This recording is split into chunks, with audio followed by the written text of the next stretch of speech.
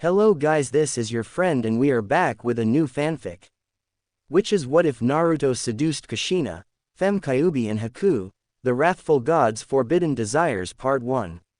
And if you enjoy this fanfic then please press the like button and subscribe to my channel for more fanfic like this. And now let's start the fanfic. Wrath. Wrath has been seen as many things, an uncontrollable rage, a sin, and a feeling that many have lost themselves to, but that is not true. Wrath is a feeling that has been misunderstood. Wrath is something that is in everything. Many have been taught by elders to control their wrath and never let it out, but that is not always a good thing. Wrath is not something that unleashes itself for little things, it always requires a trigger. For some, that trigger may be seeing a loved one in danger. For others it may be protecting yourself to ensure your survival, but the rare few have a trigger that is activated by the mistreatment they receive from those around them. A young boy, very young, is going to be among the latter because of an event that he had no control over. And he is going to use his wrath to do something that the village he lives in has never done, protect the weak and the poor. This is where our story begins.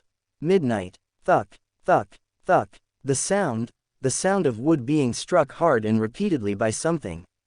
One may assume that it was the same material, others would contradict and say that metal was being used, but those who were of the fighting world knew what that sound was. It was the sound of determination to be recognized, to never be seen as weak again, to achieve the power needed to reach one's goals and dreams. It was the sound of flesh and bone striking wood. If one focused enough they would be able to hear more than just flesh striking wood, they would hear bones break, sweat dripping, and the heavy panting that is proof of several hours worth of training. The flesh being stressed for such long periods of time that it has begun to peel away and reveal the flesh that lies underneath the dead skin. And yet, they continue to strike, the wood that has been made smooth because of all the hours and strikes put in. The only other sounds would be the painful groans that also reveal great determination that covers most of the pain. Where were those sounds coming from? They were coming from a section that is known as the Forest of Death that lies in the village known as Konohagakure, or the village hidden in the leaves. One may be surprised to find what was making those sounds. Normally, one would expect to find a trained fighter, a cold-blooded killer, or a merciless slaughterer. However, the sounds were coming from none of those, instead they were coming from a young boy no older than the age of 10. The young boy had spiky sun-kissed hair with red streaks that was matted down with sweat and looked more red than yellow because of what looked like splotches of blood. The rest was tied in a ponytail that reaches to the middle of his back using a small black rope. The young boy had dazzling blue eyes that were filled with life, and yet, also depicted horror and tragedy along with abuse and neglect. Some unique features he has are the 3 whisker marks on each cheek and the slightly elongated fangs that peeked from underneath his lips. It was as if he had gained the traits of a feline. Or a fox. He had such a well-built body despite his age, having an 8-pack and muscles that not only showed strength but speed as well.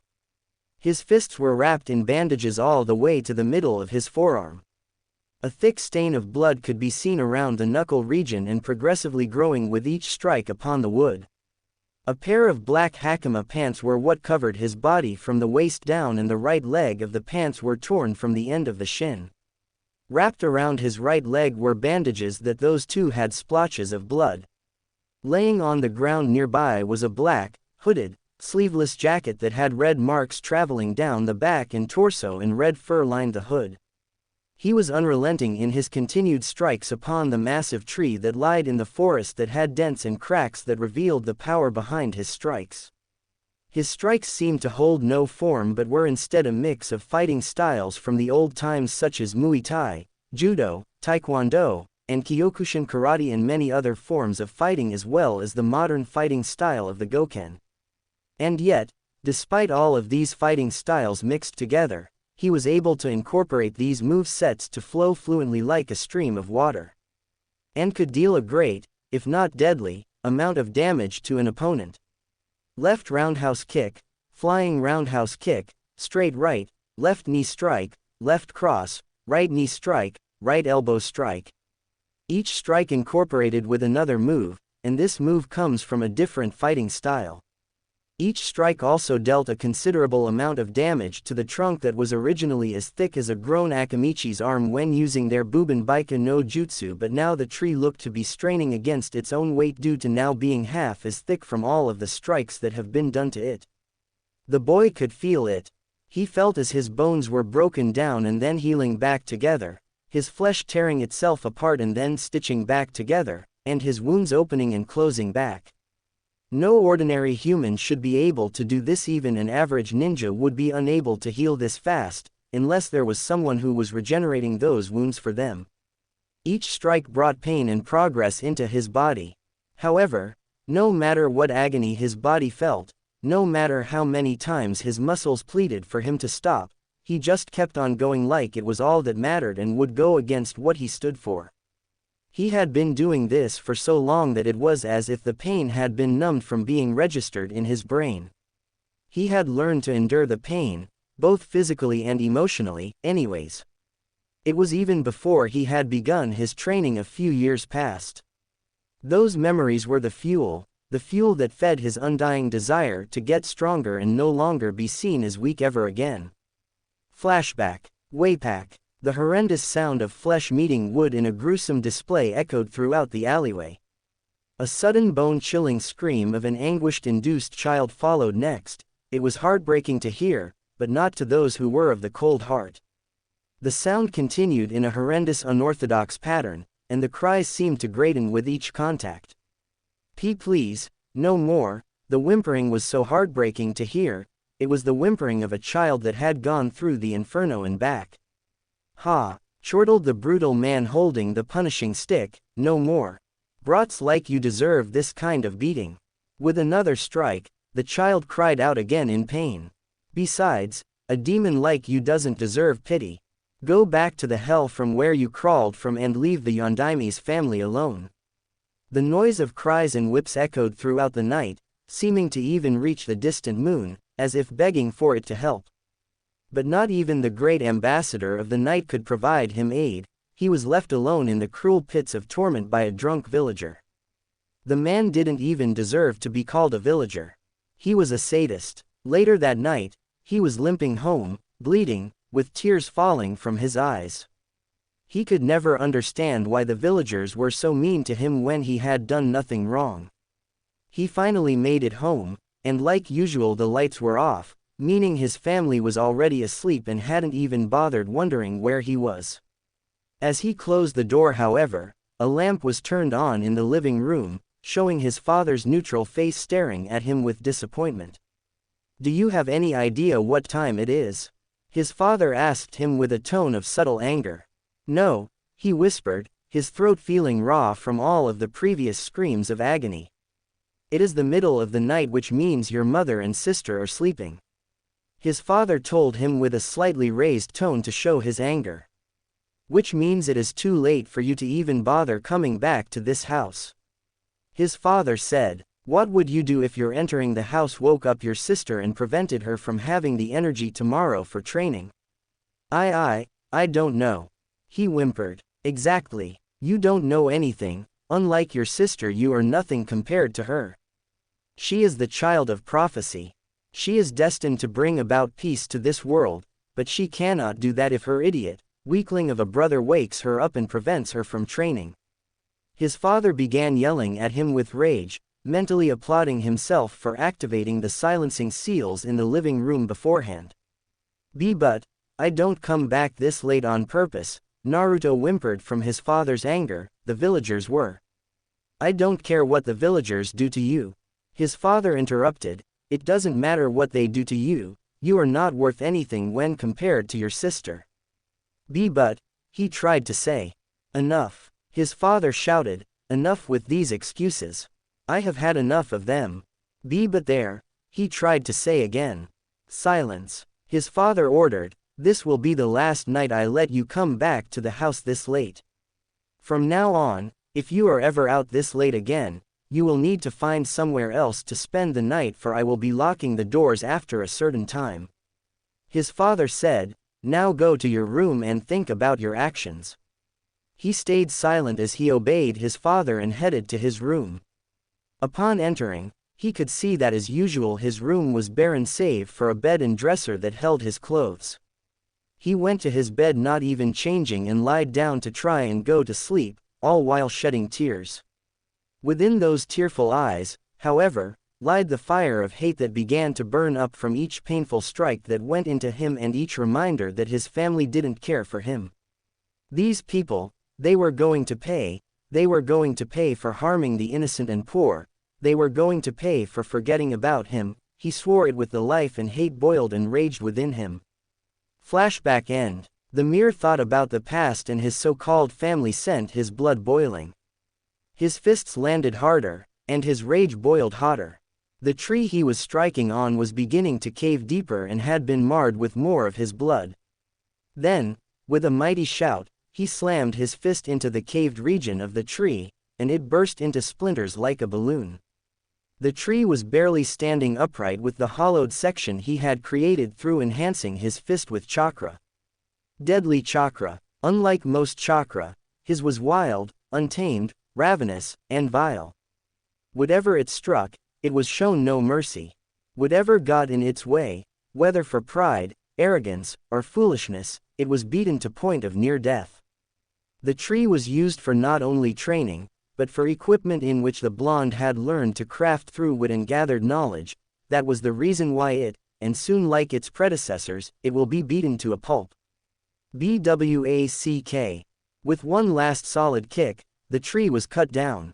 Thud, followed by a large thud. Thud, and another thud, albeit softer than the last. The blonde looked at the sky with willpower and determination that contradicted his afflicted features. No matter how much the pain, he always healed up thanks to the very reason why he was hated, the Kyuubi no Yoko, in which resided in him. Being a Jinchuriki had its benefits just as it had its flaws. He took advantage of this and trained until every bone broke or every muscle tore. Much alike a green spandex-wearing Junin and his soon-to-be genin. Random training ground in Konoha. A certain green spandex-wearing, youth-shouting Junin sneezed. It seems as though there is a fellow martial artist that is training just as hard as me. What a youthful spirit, shouted said spandex-wearing Junin. I just died a little writing that sentence. Twitching eyebrow can be seen. Random bedroom in a random house in Konoha. A certain future spandex-wearing, youth-shouting duplicate sneezed in her sleep. Back to the forest, he was going to show them all, the reason why they should never have tested and forgotten Uzumaki Naruto. Time skip. When Naruto woke up, he was unsurprised to see the sky as dazzling as it was when the sun shone down onto the earth, and down on him. Every bit of his body ached, but he was used to the pain and in pushing, no rocketing himself beyond his limits. This time, however, he couldn't move a muscle. It was as if his nerves were so numb they weren't listening to the orders his brain was giving him. He remembered Kurami, the Kyuubi no Yoko's name, often trying to get him to take longer breaks or more frequent breaks, but the blonde never listened and only continued to push himself. Only after a few months that voice vanished, and he couldn't remember the last time he passed out. It was only up until now. As he closed his eyes and allowed his mind to go blank, he never sensed the pair of light brown, pupil-less eyes staring at him curiously with a tinge of pink on their cheeks, from seeing his shirtless body, in the trees above before leaving to report her findings to the boy's mother and sister. Mindscape. When he opened his eyes once again, the visage of his mindscape was revealed. The mindscape reflected the mental capability and emotional aspect of a person, and what Naruto saw was a beautiful array of mountains that stood tall across an everlasting sea of trees, and the wide reaches of plains that ended at the sandy shores of a beach. The mountain he stood on was akin to the Rocky Mountains, tall, fresh, and yet it had greenery sprouting all along the mountain like spring with the snowy patches of winter. He remembered such beauty hidden behind his mind, he expected it to bloom brightly just like his strength. You always push yourself too far like the idiot you are, huh? The melodic voice made Naruto spin around, and immediately rose his arms to defend himself from a powerful roundhouse kick to his right temple. The force was powerful enough to make him skid back a couple yards before he could stop himself. When he brought his arms down, he looked and narrowed his eyes. It was a girl about his age. Unlike Naruto's toned and masculine body, the girl had a petite frame with slim abs and a soft, light skin tone. Her face was shaped softly and flawlessly like a glass figurine, possessing soft lips and beautiful crimson eyes to follow. Her hair was as red as the color blood, cut short with an out-of-bed look with a strand sticking out and framing their face and in between their eyes in which these locks and bangs barely touched the nose. She wore a pair of red kung fu pants with tattered ends similar to Naruto's and a red sleeveless kipao-style blouse with black trimmings and fastenings. Two things that stood out the most: firstly, girl had fox ears on the top of her head, and secondly, she had 9 ferocious orange to black tails whiplashing behind her. Think a young Rias Grimori with Tenten's style of dressing. Kurumi, Naruto said in a low voice with his eyes sharper than the finest sword in all the elemental nations. Naruto had a question readied, but Kurumi answered it before he could ask. All actions have their consequences, Naruto-kun, said Kurumi softly, betraying the deadly look in her eyes. You ignored my advice and lost control of yourself and pushed your mind and body to its limit. What that caused was the weakening of the seal, and lo and behold, I'm here. As a matter of fact, I should thank you for doing what you've done. If it weren't for you pushing yourself so far from your limit, I wouldn't have tasted freedom for so many years. The personified Biju smiled, revealing her small fangs jutting from the underside of her lips. Now then, let me show you my gratitude. Zoom. Naruto's eyes widened up before he sidestepped just in the nick of time before Kurumi could connect a palm strike with his torso. Kurumi, despite normally being such a huge Biju, knew how to fight using martial arts. If it was anyone else, Kurumi would have already killed them with that single palm strike by how fast and strong it was courtesy to her Biju status. The red-streaked blonde got into a stance of the left foot forward, right foot back, body turned slightly to the right, with his left arm in front of him ready to strike and his right arm kept close to his body while being bent vertical from the elbow down. You want to get strong, right Naruto-kun? Smiled Kurumi before going into a stance. It was just like Naruto's stance. Well then, let me help you with that. The battle had begun, with Kurumi and Naruto looking like they were both on even ends. However, Naruto was clearly being worn down by Kurumi, who didn't even look tired. In fact, she was smiling both in amusement and interest as Naruto countered and dodged her blows. It was as expected from her host: powerful, daring, calculative, handsome. Naruto was much better than being the buffoon of a host he was before. As much as Kurumi desired to be free again, staying with Naruto might not be as bad she thought. Naruto back-flipped to dodge Kurumi's sweeping kick. Once he landed, he aimed for a roundhouse kick to the head which Kurumi caught immediately. Naruto, with his reactions being sharper than ever, used his other leg to perform a backflip kick aimed for Kurumi's chin. The personified Biju let go of Naruto's and avoided the kick by flawlessly leaning back. When Naruto landed, they exchanged blows once again, with each blow wearing out a fighter. As time passed, however, that fighter wasn't Kurumi. Naruto, despite his bones creaking, shot out with an elbow strike, only for it to be sidestepped before he received a palm strike to his abdomen. The blow was so strong that it forced air out of the red-streaked blonde's mouth and made him hunch forward. Quickly, the personified Kyuubi no Yoko took Naruto down by placing her right leg behind her host's leg and pulling her own leg back while also pushing forward using his forehead. Down went Naruto with a loud thud. Kurumi pinned him down by straddling his lap while using her tails to hold down Naruto's wrists and ankles. The red-streaked blonde realized that he was pinned and wouldn't be able to move unless his captor wishes it. In the past, it had been man to win against the Biju, but now it had been the Biju who had won against man. This is what happens when you push yourself too far. Naruto-kun, whispered Kurumi with her head down and eyes being shadowed by her hair. A frown on her face replaced the smile that lied her face earlier as she stroked Naruto's bleeding cheek. The frown growing as she felt the warm liquid on her fingertips. You grow weak instead of strong, you injure yourself while bringing no benefit, and you cause your enemies to triumph over you because you couldn't hold your ambitions in check. You would have been dead a long time ago, if it weren't for me. That was true. If it hadn't have been for Kurumi, he wouldn't have healed this quick and learned this fast. If it weren't for Kurumi, his entire body would have been paralyzed a long time ago with only his eyes and mouth being capable of movement. If it weren't for Kurumi, he would have suffered for many days and nights. And finally, if it weren't for Kurumi, he wouldn't have gotten this far in strength and training. You owe me, we both know that, whispered the Kyuubi no Yoko as she made Naruto sit up using her tails. Naruto said nothing as he looked down, his eyes clenched shut with his teeth gritting in frustration, pain, and self-disappointment.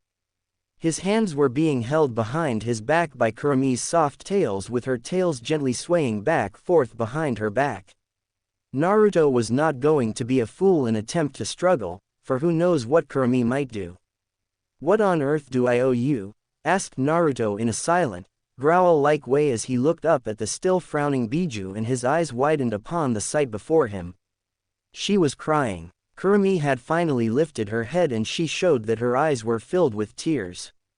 Tears of sadness, but not for herself, he realized, but for him.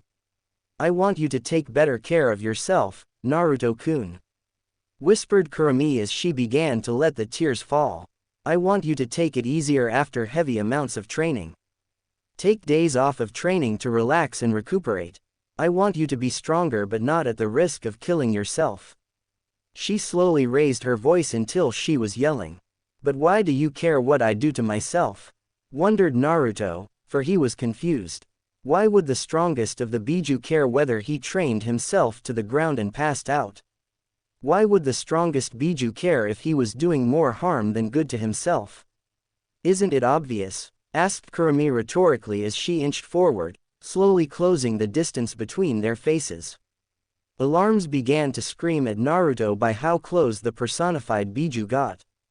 He couldn't react, he was still frozen from seeing her crying. It's because I love you, whispered Kurumi as she finally closed the distance between her lips and his. Naruto's eyes widened even more than before and his face turned red. He had no idea the strongest of the 9 Biju felt like this towards him. It was then he realized what everything was about, the fight, the tears, the requests for him to be easier on himself. It was because she loved him. Naruto, now realizing how much of an he had been, managed to snap himself out of his freezing phase and relaxed into the kiss, returning it. When Kurumi had finally connected her lips to his, she felt like she was on cloud 9. She had finally managed to kiss the one she had fell in love with. And, when Kurumi felt Naruto relax and return the kiss, she felt like she was in heaven because she had not only successfully confessed her feelings to the boy she fell in love with, but he also returned her feelings. Kurumi then released his arms when she felt him return the kiss, and she then felt him cup her cheek with his left hand and held her waist with his right. They continued for what felt like hours but had actually been 2 minutes before the need for air became too much. They released the kiss and stared at each other's flushed faces while leaning their forehead on the other's, panting for air, all while smiling at each other. So, Naruto asked after a brief silence, what does this make us? He awkwardly asked after the brief silence.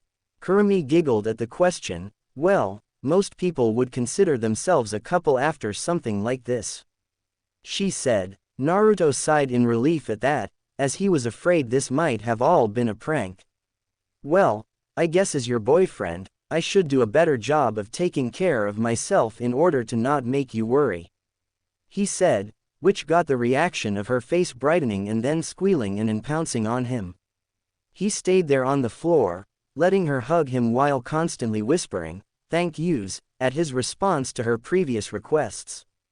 So, when do you think I can get up? He asked. Why, Don't you like holding me? She asked cutely while tilting her head slightly to the side. No one can possibly be this cute. Naruto mentally shouted before replying, yes, but it feels weird to be holding a girl whose body looks my age. Kurumi's face took on a mischievous expression when she heard that. Oh, so as long as I don't look like a child it's okay to stay here? She asked while grinning mischievously.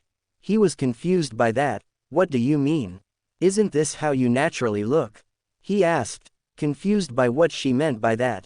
It was now Kurumi's turn to laugh. Silly Naruto-kun, she said, with a teasing tone that made Naruto worry, all while beginning to stand up.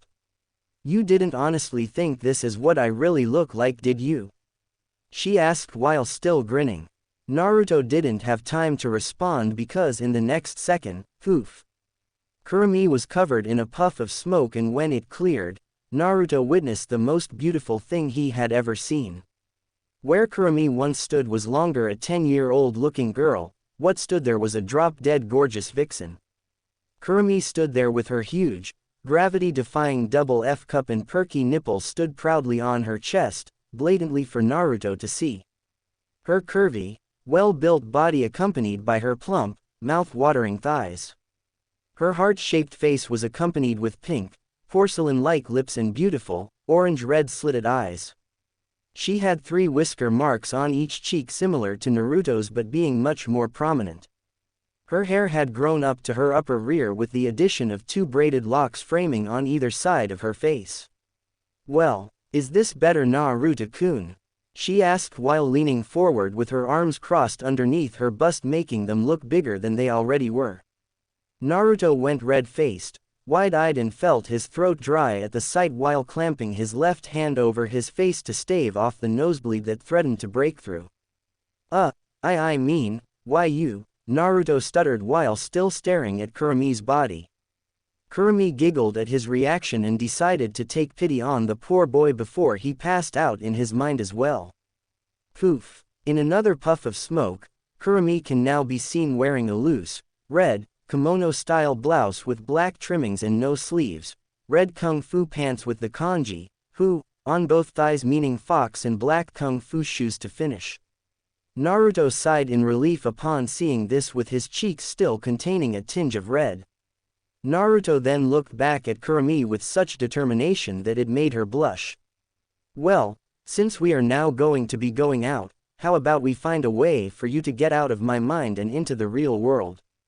Naruto said, and that made Kurumi brighten with a blush on her cheeks. Actually, Naruto-kun, I have a method to get out of here.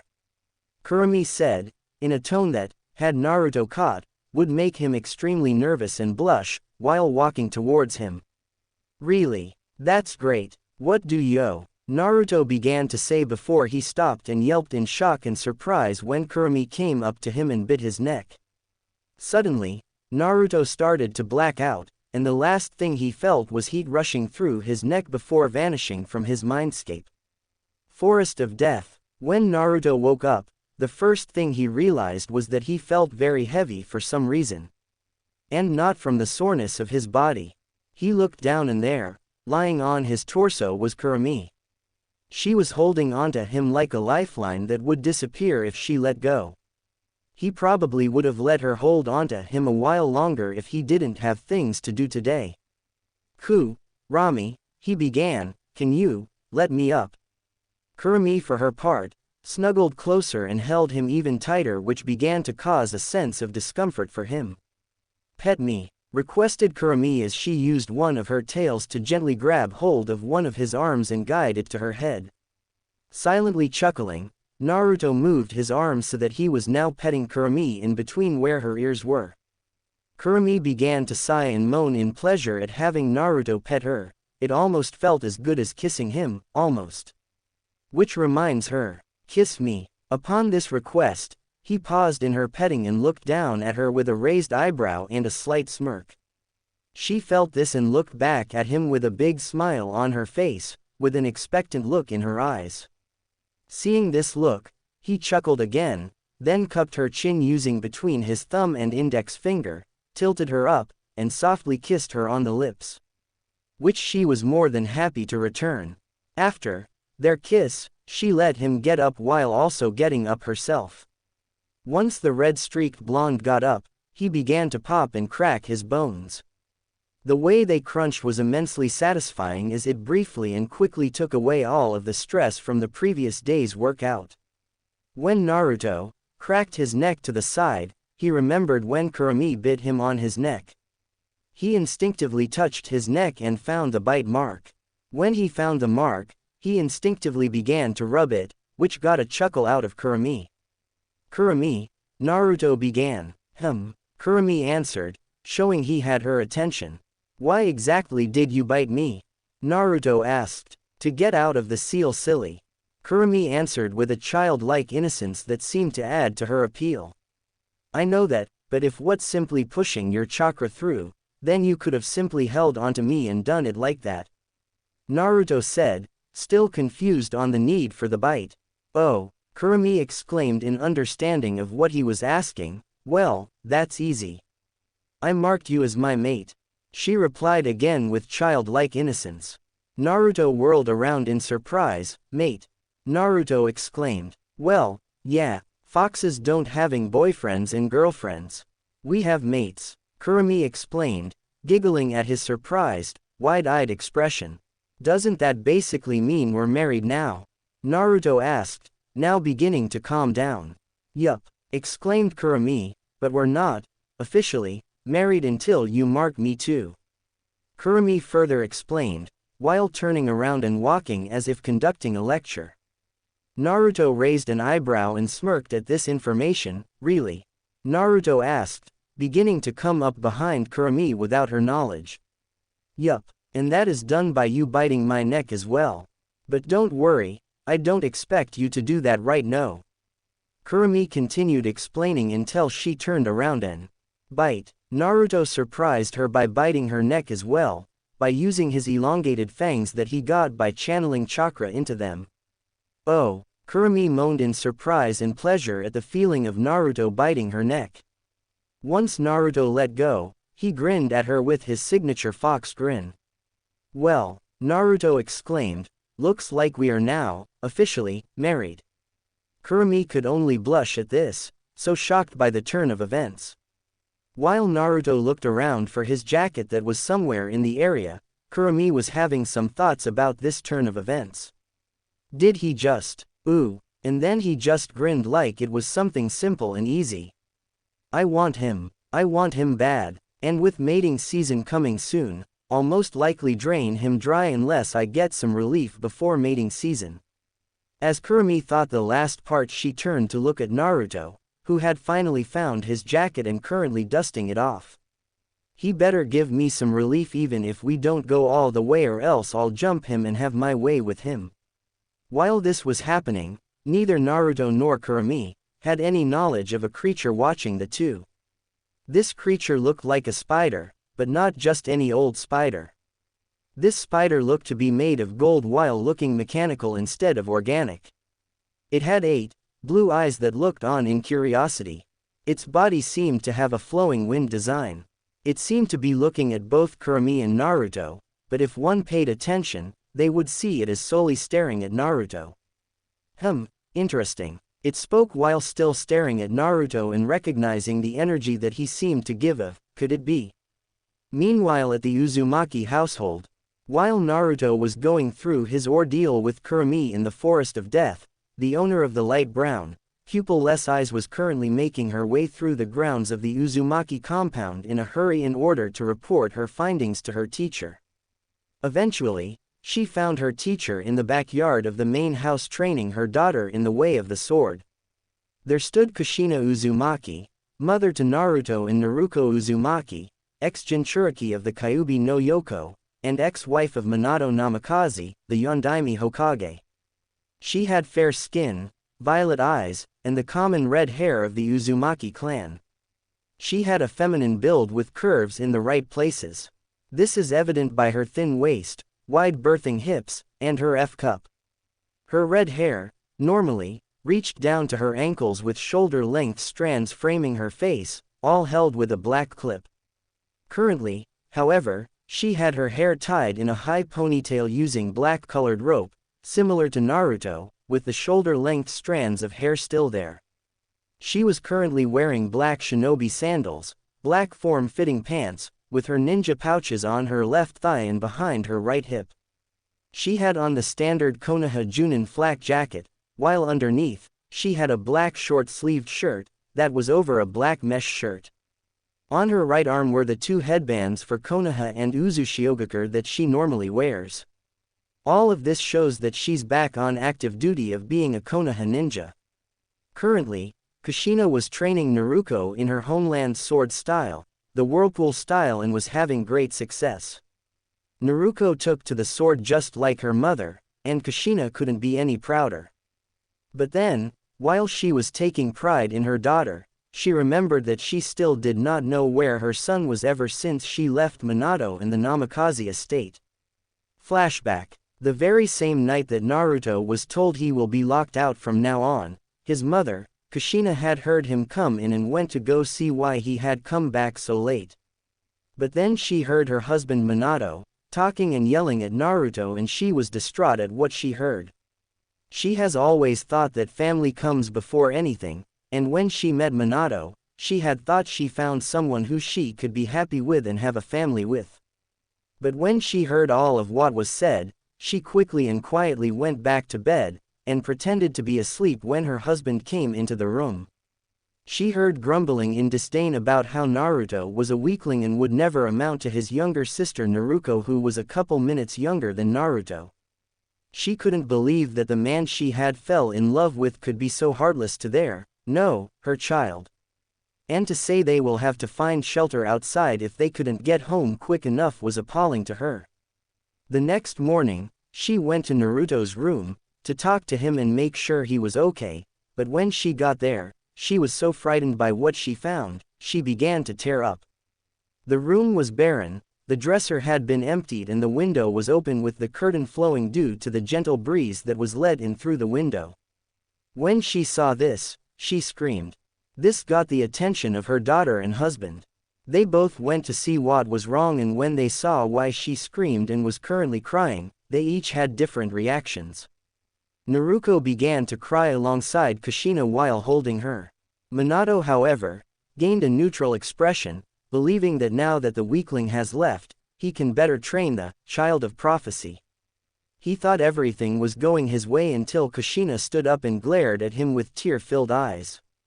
She began shouting at him for not treating Naruto like the child he is and treating him terribly with neglect. After her rant, Minato's only reply was, "If he ran away, then that must mean he was weaker than I thought, and now I can finally train the child of prophecy the way I wanted to without that distraction."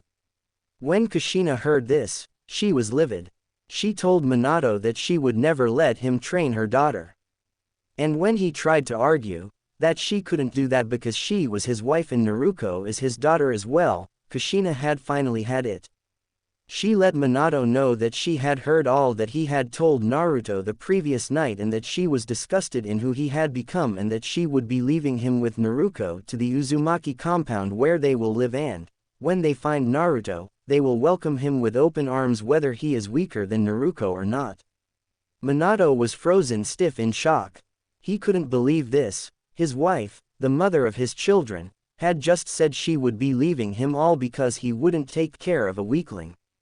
This was an outrage. He was not about to let all of these years of training his daughter go to waste over a weakling.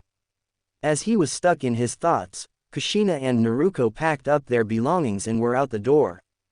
After they left, they heard Minato shout in anger and frustration that she could not do this to him. Immediately, following the shout, Minato came running out with a kunai in hand, planning on forcing Kushina to stay. However, he forgot that before she retired, her epithet was the red-hot-blooded habanero, and so when he struck, he was not expecting to be suddenly looking up at the sky while feeling pain in his left shoulder.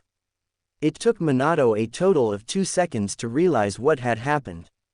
Kushina had moved so fast he hadn't seen her move, cut off his left arm at shoulder length, burned the wound shut, and knocked him on his back. Once everything had caught up to him, he shouted in pain while gripping the wound with his right hand in an effort to stave off the pain, only resulting in agitating the wound causing more pain. When he shouted, 3 Anbu suddenly appeared with weapons drawn. The Anbu that appeared were Snake, Dog, and Cat.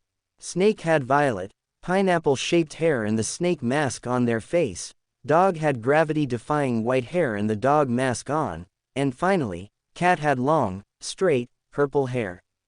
"Hokage-sama, what has happened?" Dog asked, with a voice that clearly showed this was a male, while he helped the Hokage stand while also looking around for the danger along with the other 2. Anbu, arrest Kushina Uzumaki for attacking the Hokage. Minato tried to order, but instead of the collaboration of highs he should have received, all he got were the Anbu, turning to look at him, while all 3 tilted their heads showing they were confused. "Why are we arresting Sensei?" came the voice of Snake and Cat at the same time, clearly indicating they were female. "Because she just attacked me and cut off my arm. Or is the lack of my left arm not obvious?" Minato yelled rhetorically. "Is this true, Sensei?" asked Snake, while Cat looked at her teacher as well. "Yes, but maybe he should have also mentioned that it was in self-defense when he came running at me and my daughter with a kunai for attempting to leave him in this kami-forsaken compound because his mistreatment of my son has led to him running away and disappearing." Kushina replied with the shouting acute, "Yeah," in the background. "Hokage-sama, is this true?" Dog asked, while he and the 2 other Anbu frowned from behind their masks. "So what if it's true?" Minato shouted, "As your Hokage, I order you to arrest her." At this the 3 Anbu shook their heads while sheathing their weapons.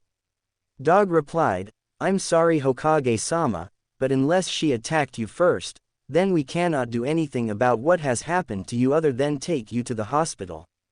Minato growled in anger at this, and glared at Kushina and said, "This isn't over, Kushina.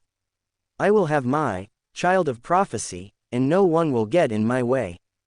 With that said, the 3 Anbu were about to leave, but then Kushina said, "Snake, Cat, can you wait for a moment?" Snake and Cat looked at each other before looking at Dog, and all 3 nodded their heads before Dog left to the Hokage to the hospital, leaving the 2 Anbu with Kushina and Naruto. "What is it, Kushina-sensei?" Snake asked, while both her and Cat looked at Kushina. Kushina frowned. "Can you 2 take off your masks so we can talk face to face?" Snake and Cat looked at each other before shrugging their shoulders and taking off their masks, revealing the faces that lied underneath. Once Snake took off her mask, it revealed a set of light brown, pupil-less eyes looking at Kushina with curiosity. She has lightly tanned skin, and a pair of soft, pink lips. This is Anko Mitarashi, former apprentice of Sanin Orochimaru, and former student of Kushina Uzumaki. When Cat took off her mask, it revealed a pair of brown eyes filled with curiosity that were focused on Kushina, fair skin, and soft red lips. This is Yugao Azuki, a fellow former student of Kushina Uzumaki.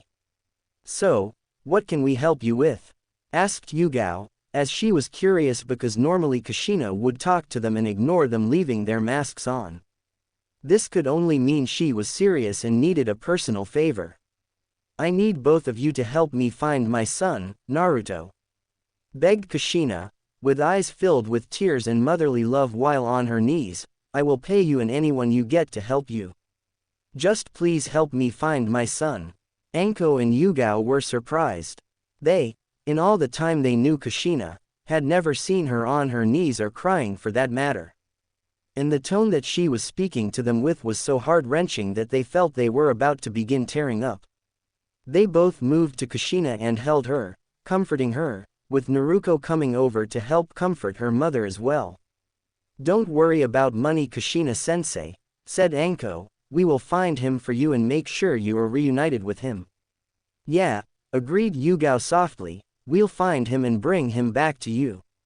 "No," exclaimed Kushina, surprising the 2 kunoichi, "no. I don't want you to bring him back. I have faith that we will meet again in the future and that he will come home." Kushina explained upon seeing the accusing looks from the 3 other females there. "What I want you to do is report to me what you found, like where he is, how he looks, and what he was doing when you found him. Continued Kushina. Anko and Yugao both nodded in understanding, before Anko looked nervous about something which was not missed by Kushina. Is something wrong? Kushina asked, worry evident in her voice. Anko now had the attention of all three other females. Kushina had a look of worry along with Yugao, and Naruto just looked curious. What if, started Anko, when we find him, he's dead? After Anko asked this question, there was a brief silence. During this silence, the tension in the air seemed to rise as Kushina's eyes were shadowed. Yugao looked between Anko and Kushina nervously, and Naruto looked to be on the verge of tears when she heard this question. This continued for a minute before Kushina sighed and looked straight at Anko. He won't be, came the simple reply from Kushina. Well, started Anko, how can you be so sure? Because, Kushina answered, now looking up and revealing eyes with pure determination and faith, he is my son, and if he's anything like me, then he will fight and survive. Kushina replied, with total faith that her son will be alive and well when he is found. Flashback end. After going down memory lane, Kushina snapped back out of it and focused on her daughter. Naruto looked like the spitting image of her when she was 10 years old with some slight differences. Naruto, like her mother, had straight, red hair that reached down to her waist that was currently braided, with the strands of hair framing her face. She had violet eyes, that currently held the fire of determination in them. She had a slender, petite feminine frame and was currently holding a blunted katana for her training. She was wearing a red battle kimono with black-white trimmings, short sleeves, and ended just past her hips. On the back lied the symbol of Konoha on top of the symbol for Uzushio. She had black, form-fitting biker shorts with a pouch on her right thigh that was made of two small pouches put together. One for her ninja tools such kunai, shuriken, ninja wire etc., and the other was for medical supplies. And finally she was wearing a pair of black shinobi sandals. Currently, Naruto was training her heart out, unable to wait for the day she will be able to stand by her brother. She knew what happened that night because just like her mother, Naruto had been awake the night Naruto came home, and she hated her father for what he said. She had been planning on talking with Naruto the next morning, in order to get him to go with her so that they could talk to their father together so Naruto could receive training and be treated better. However, before she could even talk to him, she found out that he had ran away. She was heartbroken that her brother would leave like that, but that was also the day that she swore to herself that the next time she sees him, she will welcome him with open arms. Naruto and Kushina were broken from their musings when they felt a presence join them in the backyard. They turned to look at the person and were surprised to see a panting Anko, looking ecstatic despite being out of breath. Anko hadn't changed much over the years. At least personality-wise. She had retired from Anbu and is now a Tokubetsu Junin. She now wears a fitted mesh bodysuit that covers from her neck to her thighs, but does nothing to hide her double E-cup. A tan trench coat with a purple seam, a dark orange mini skirt that emphasizes her wide hips and bubble, dark blue belt, and pale gray shin guards. Along with her forehead protector, she has a snake fang necklace. All in all, she is now one hell of a looker. Once Anko regained herself, she looked at the mother-daughter duo with a smile, and said 3 words that gave them more hope these past 3 years than anything before. I found him. When they both heard that, they looked just as ecstatic as Anko. Kushina immediately flared her chakra in a specific pattern, and before her were all the people that had agreed to help her look for her son. Gathered around were her former students, Kurenai Yuhi, Hana Inuzuka, and Yugao Azuki. As well as her fellow mothers, Sume Inuzuka, Makoto Uchiha, and Hitomi Hyuga. Kurenai is a fair-skinned woman with a curvy build. She has long, black untamed hair reaching her upper back, and currently has a regular Konoha forehead protector around her forehead. She is wearing a red mesh blouse that only has the right sleeve visible, and resembles bandages with rose thorn patterns on them. This however does nothing to hide her E-cup and emphasizes the fact that she has a bubble butt. She also has bandages wrapped around her hands and is wearing regular, black shinobi sandals. She has purple eyeshadow, and red lipstick that bring attention to her lips. However, her most unique feature would be her eyes. They are a pair of ruby-colored eyes that have an extra ring in them. Next is Hana Inuzuka. Like her mother, she has the Inuzuka fang tattoos on her cheeks, and standing next to her are the three Heimaru brothers. Hana however does not have the natural wild look most Inuzuka have. She has long, brown hair, that is in a ponytail with two locks framing her face. She has soft brown eyes, and soft lips that have a light pink shade of lipstick. She is currently wearing a form-fitting version of the Konoha Junin flak jacket, with no pockets, and emphasizes her F-cup, with it being unzipped just a little bit to reveal some cleavage. She has a brace on her left forearm and wears bracelets on her right arm. On her upper right arm is a tattoo that resembles a flower with bandages wrapped just beneath it. She wears a pair of gray, form-fitting shorts that are cut just above the knee and adds attention to her thick thighs in blue shinobi sandals. Yugao hasn't really changed much over the years. She still has her long, straight, purple hair, soft, red lips and brown eyes. She wears the standard Anbu uniform that hugs her C-cup in her big. Then came Sume Inuzuka. She has the standard Inuzuka wild look of wild hair, slit pupils and slightly enlarged fangs. She has long, spiky, untamed brown hair, the standard Inuzuka fang tattoos on her cheeks with additional marks over her eyes. She has dark purple lipstick applied to her soft lips and wears the standard Konoha shinobi outfit of a black bodysuit and green flak jacket that does nothing to hide her double F-cup, big, and mouth-watering thighs. She has the sleeves slightly rolled up, bandages wrapped around her legs and wears regular blue shinobi sandals. The next two are two that even they know should have been dead a long time ago. First is Makoto Uchiha, one of the three survivors of the Uchiha clan. She has long, straight black hair with bangs hanging on either side of her face to roughly frame her cheeks, soft lips, and black eyes. She is currently wearing a dark purple blouse that hugs her F-cup, a red plum skirt that hugs her childbirthing hips, a light yellow apron, and a pair of black sandals. She is one of three survivors along with her two twins. Finally, is Hitomi Hyuga, the ex-wife of the Hyuga clan head. She possesses fair skin, soft lips, long, dark purple hair that flows slightly past her waist and side bangs framing her face down to her shoulders, and she has the standard eyes that define her as a Hyuga. She is wearing a purple, long-sleeved kimono that hugs her G-cup bust with Zori sandals on her feet. These two, for the past year, have been wondering how they are alive along with their friends and family. Hitomi was registered to having an incurable disease that should have killed her last year, and Makoto was about to get cut down during the Uchiha massacre, but both somehow survived. Hitomi, the day after she was told she was going to die, suddenly woke up feeling better than ever.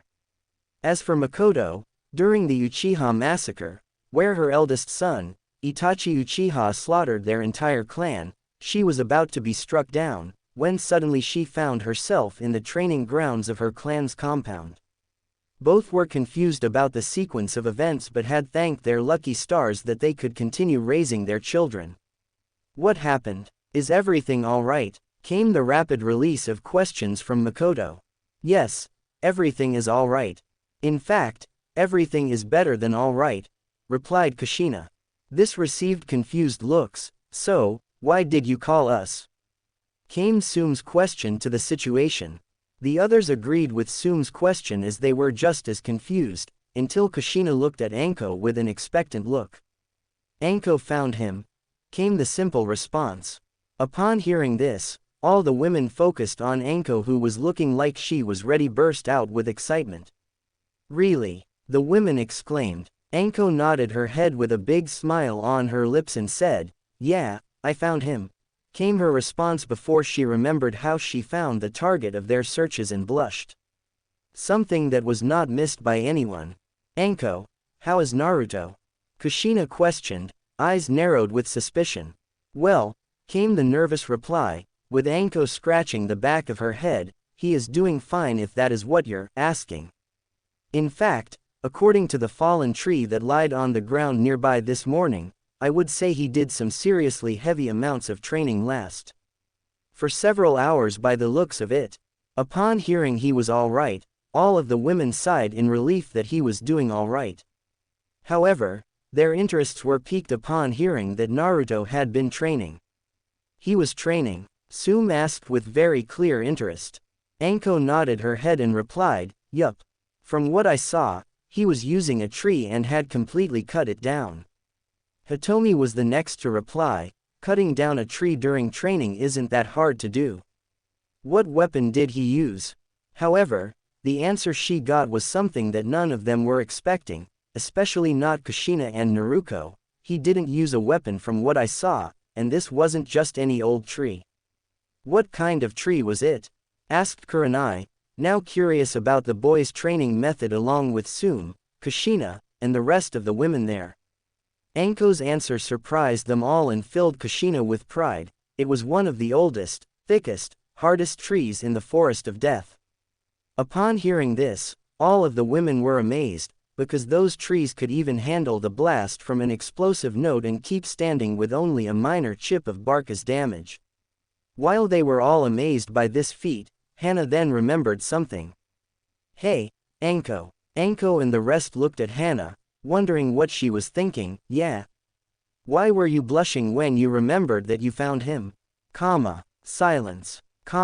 Complete silence. Then, all of a sudden all attention was focused on the currently bright red Anko. Quote. Well, Hana asked. Say, irt, mumbled Anko. What? Yugao asked, now curious on what could cause Anko, of all people, to blush. No. Mumbled Anko again. What? Kurenai asked, now feeling very curious along with the rest on why Anko, of all people, would blush. Because he didn't have a shirt on. Shouted Anko. So, you're blushing because a 10-year-old was shirtless? Sume asked, questioning whether the Tokubetsu Junin should be around kids. Trust me when I say he looked like no 10-year-old any of us have seen. Anko replied, now earning everyone's interest again. What do you mean? What did he look like? Came the innocent question of Naruko. She was curious on what her older brother looked like. He looked like a god. Anko answered, he was easily over 5 feet, with an 8-pack that looked like they could crush stone, and muscles that could provide power, but weren't bulging to take away speed. He was wearing black hakama pants that had been torn on the right leg to show his leg up to just before his knee. And he had bandages around his leg from what I could see, as well as both arms up to the middle of his forearms, and they were covered in blood, showing that he was having a serious training session. And his hair was blonde with red streaks, that at the time looked more red due to what I believe was splotches of blood, and had grew out to where he now ties his hair in a ponytail that reaches his lower back, all tied with a black rope like yours, Kushina, with fierce blue eyes and 3 whisker marks on each cheek and slightly elongated fangs. And laying nearby, he had a black, sleeveless, hooded jacket that had red marks trailing down the torso and back, with crimson-colored fur lining the hood. Anko described. As Anko was describing what Naruto looked like, each woman began imagining how he looked and all began blushing at the sight. Even Kushina and Naruto were blushing. Well, came the shaky reply of Kushina, who was still lightly blushing at the image, I guess we can get a better look at him when he goes to the academy for graduation. Replies of, yups, and, that's right, were passed around before they all settled on looking at Kushina, wondering what they were going to be doing, now that her son has been found.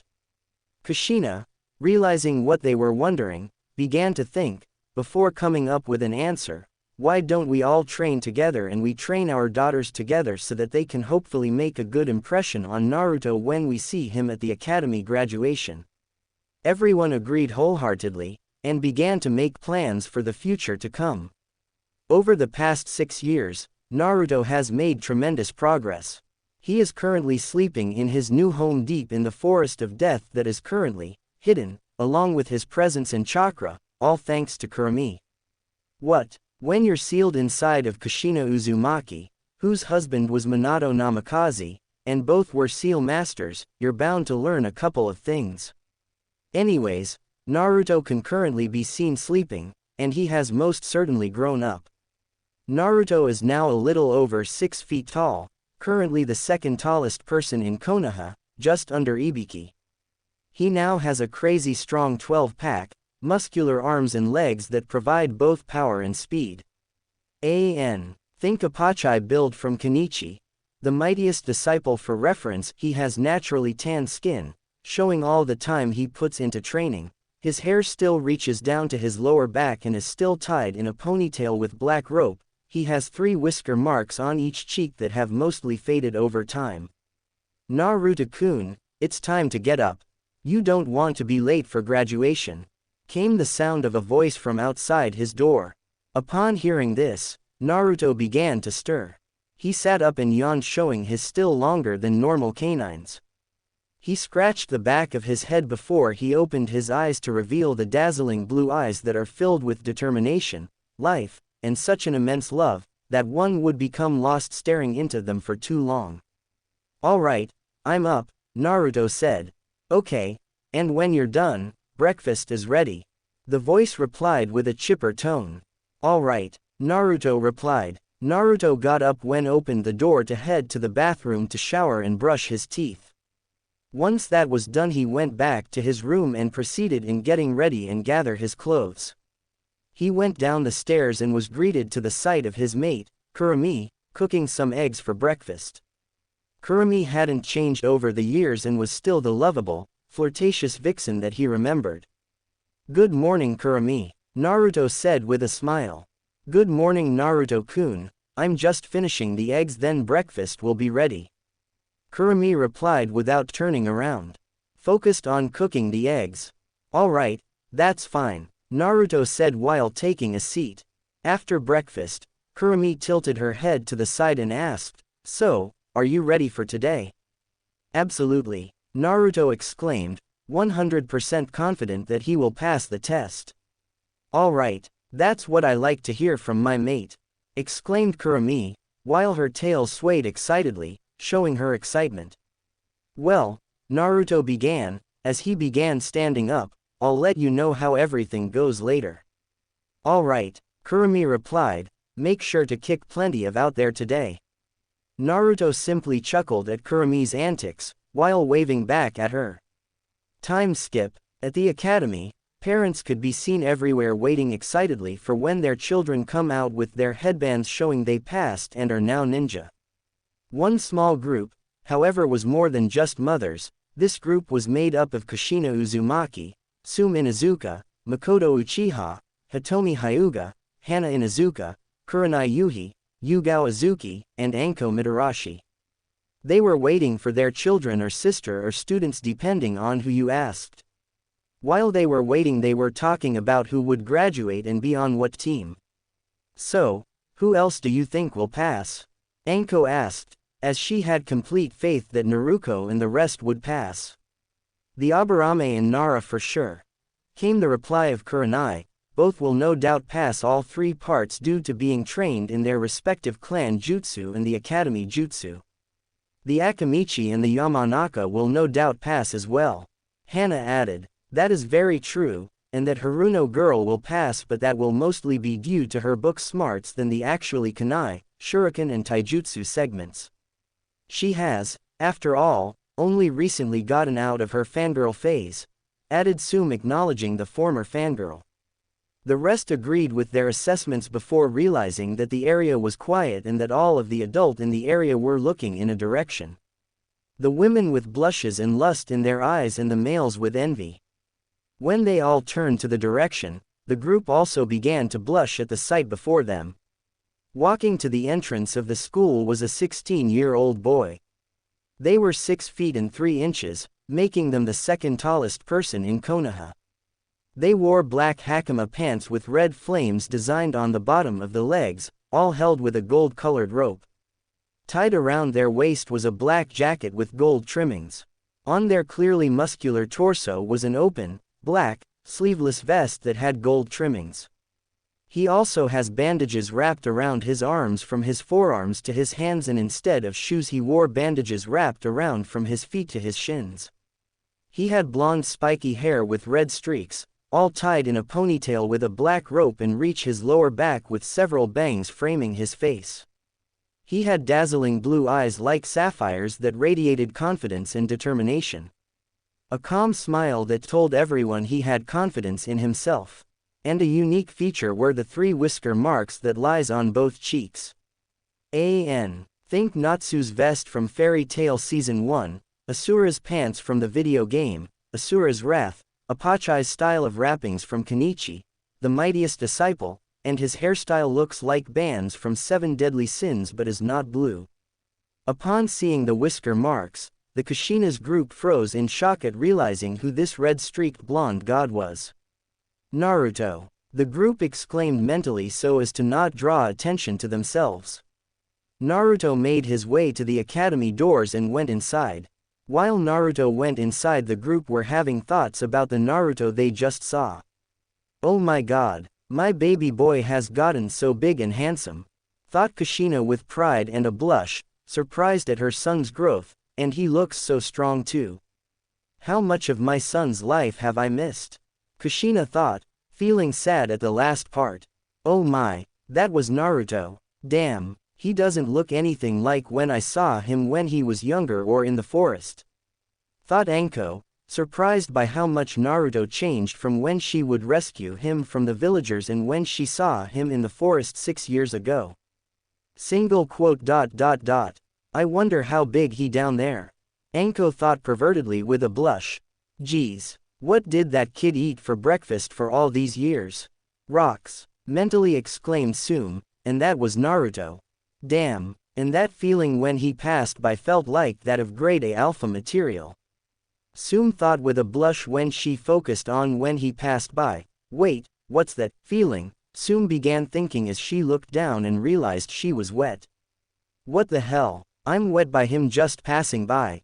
And he wasn't even doing anything.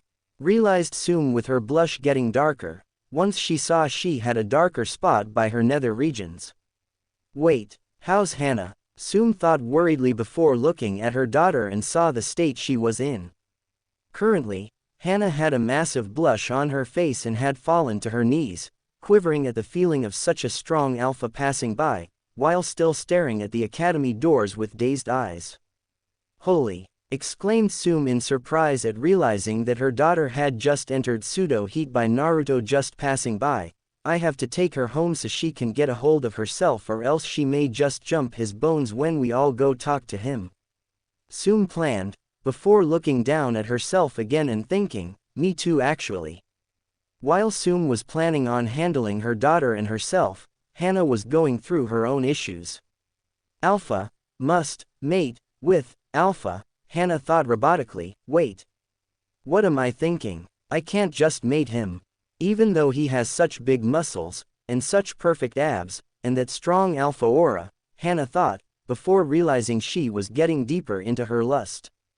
Hana looked over at her mother, who looked at her and nodded before they quickly body flickered, with their Ninken partners following close behind, home to get control of themselves. That was Naruto. How? Kurenai mentally exclaimed, he looks nothing like what Anko described all those years ago. Kurenai was in complete disbelief at the Naruto that she just witnessed. She had been thinking that he wouldn't have changed much, but she was wrong.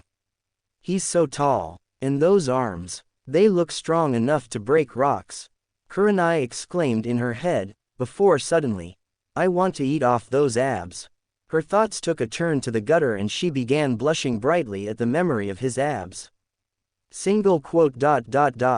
I want him. Thought of brightly blushing Makoto, I want him bad. I want him to hold me in those arms. I want him to rub my body with those big hands. Continued a still brightly blushing Makoto. I wonder if down there is big too. Hitomi's mind was completely blank as she was blushing up a storm, except for one thought, big. For you see, Hitomi used her Byakugan when Naruto was walking by and got a glimpse of his so-called little friend. Only thing was, it wasn't so little. Come on, we all know that they would use it to check out people through their clothes. Single quote. I want to rub those abs, thought Yugao. I want to rub them, lick them, and eat off of them. Yeah, her mind's gone. Inside classroom, the classroom was filled with some light, but excited chatter. All the students were grouped together with their friends talking to each other. But one group had the attention of everyone else. This group was made up of all the clan heirs save for one people. Within this group, however, were 5 people who were known as the next generation of Ice Queens. Those people are known as Naruto Uzumaki, Yakumo Kurama, Hinata Hyuga, Satsuki Uchiha, and Kira Inuzuka. These 5 were inseparable ever since they were kids and all began training together. Naruto had changed over the years. She still had her straight, long red hair, only currently it wasn't in a ponytail and instead was held in a braid over her shoulder. She had soft pink lips, violet eyes that held strength and kindness in them. She was wearing a bigger, sleeveless version of her old battle kimono, only now it hugged her now D-cup. She wore black form-fitting pants with her dual pouch still on her right thigh and had black shinobi sandals. She earned the title of Red-Headed Ice Queen because of her beauty and always turning down dates. A new addition to her outfit was the katana that currently were tied to her hip. It was approximately 30 inches in length with the blade portion being approximately 23.5 inches long. The guard on the sword was bronze and in the shape of a dragon. The sheath had a dragon design as well. It has a red-colored sheath with a gold dragon. The grip is white with the actual wrapping around the handle being red. Hanging from the pommel tied with a string was a metal flower charm. However, it was not always like this and had in fact been just a small orb of metal until it was in Naruto's hands. That was when it changed into the sword it is now. That had always been a strange occurrence for Naruto and her mother. The sword had just one day arrived on their door and with a note that read, for the daughter to reforge the connection to the lost son. Until Naruto had actually grabbed the sword and it changed, they had been stumped on what the note meant. But now, they definitely knew who the lost son was and they would reconnect with him. They even planned that if he didn't have a teacher, they would teach him in order to spend time with him. As the class was talking about random things since most of it was civilians, the Shinobi clan group were talking about the distinct possibility of a certain red-streaked blonde making an appearance. So what do you guys think? Asked Choji Akamichi. Choji has a rotund build and swirl markings on his cheeks similar to the rest of his clan. He currently has a red suit with plates armor on his torso, arms and upper legs while having the kanji for food on the front shoku while also wearing stud earrings in his ears. I doubt that loser will be here, if he is even still alive, came the arrogant voice of Sasuke Uchiha, older twin brother of Satsuki Uchiha. Sasuke has black hair with a blue tiny shaped like a duck's butt and black eyes. He is wearing dark blue pants, over which hangs a blue cloth that covers him from his stomach to his knees, which he secures with a gray rope and black shinobi sandals. Covering his torso is a gray zippered, high-collar, short-sleeved shirt with blue wrist warmers. "Shut up, Sasuke," came the reply from his twin sister, Satsuki Uchiha. Satsuki looks almost exactly like her brother with some differences. She has the same color hair and eyes but her hair is styled in a ponytail with some hair sticking out in the front, and she has soft, pink lips. She was wearing a black battle kimono similar to Naruto's but was black with white trimmings instead. She has black Anbu pants on and black shinobi sandals, all of which do nothing to hide her impressive D-cup or shapely rear. Like Naruto, she also has a sword. It is a black chikudo with no guard. "No one here wants to listen to you go on your little power trip," continued Satsuki, "and besides, Naruto and her mom still believe he is alive, so if there is a chance, don't crush people's hope with your superiority complex." Sasuke glared at Satsuki, It is not a complex when you know that some nobody who ran away from their clan and was weak when they did is probably still weak, growled Sasuke arrogantly. Whatever floats your boat, Satsuki said, while rolling her. Before she then focused on her friend Hinata who looked like she was holding out on something. What's got you looking so nervous, Hinata? Don't you think we'll pass and that Naruto will show up? Satsuki questioned, which quickly got all attention on her. Hinata Hyuga is the clan heiress for the Hyuga clan. She has dark blue hair cut in a hime style reaching her lower back and shoulder-length strands framing her face. She has the traditional white eyes of the Hyuga clan with a lavender tinted to them. She wears a loose-fitting, lavender and cream hooded jacket with lavender cuffs over mesh armor that shows her well-developed G-cup. She also wears navy blue pants and black, low-heeled sandals.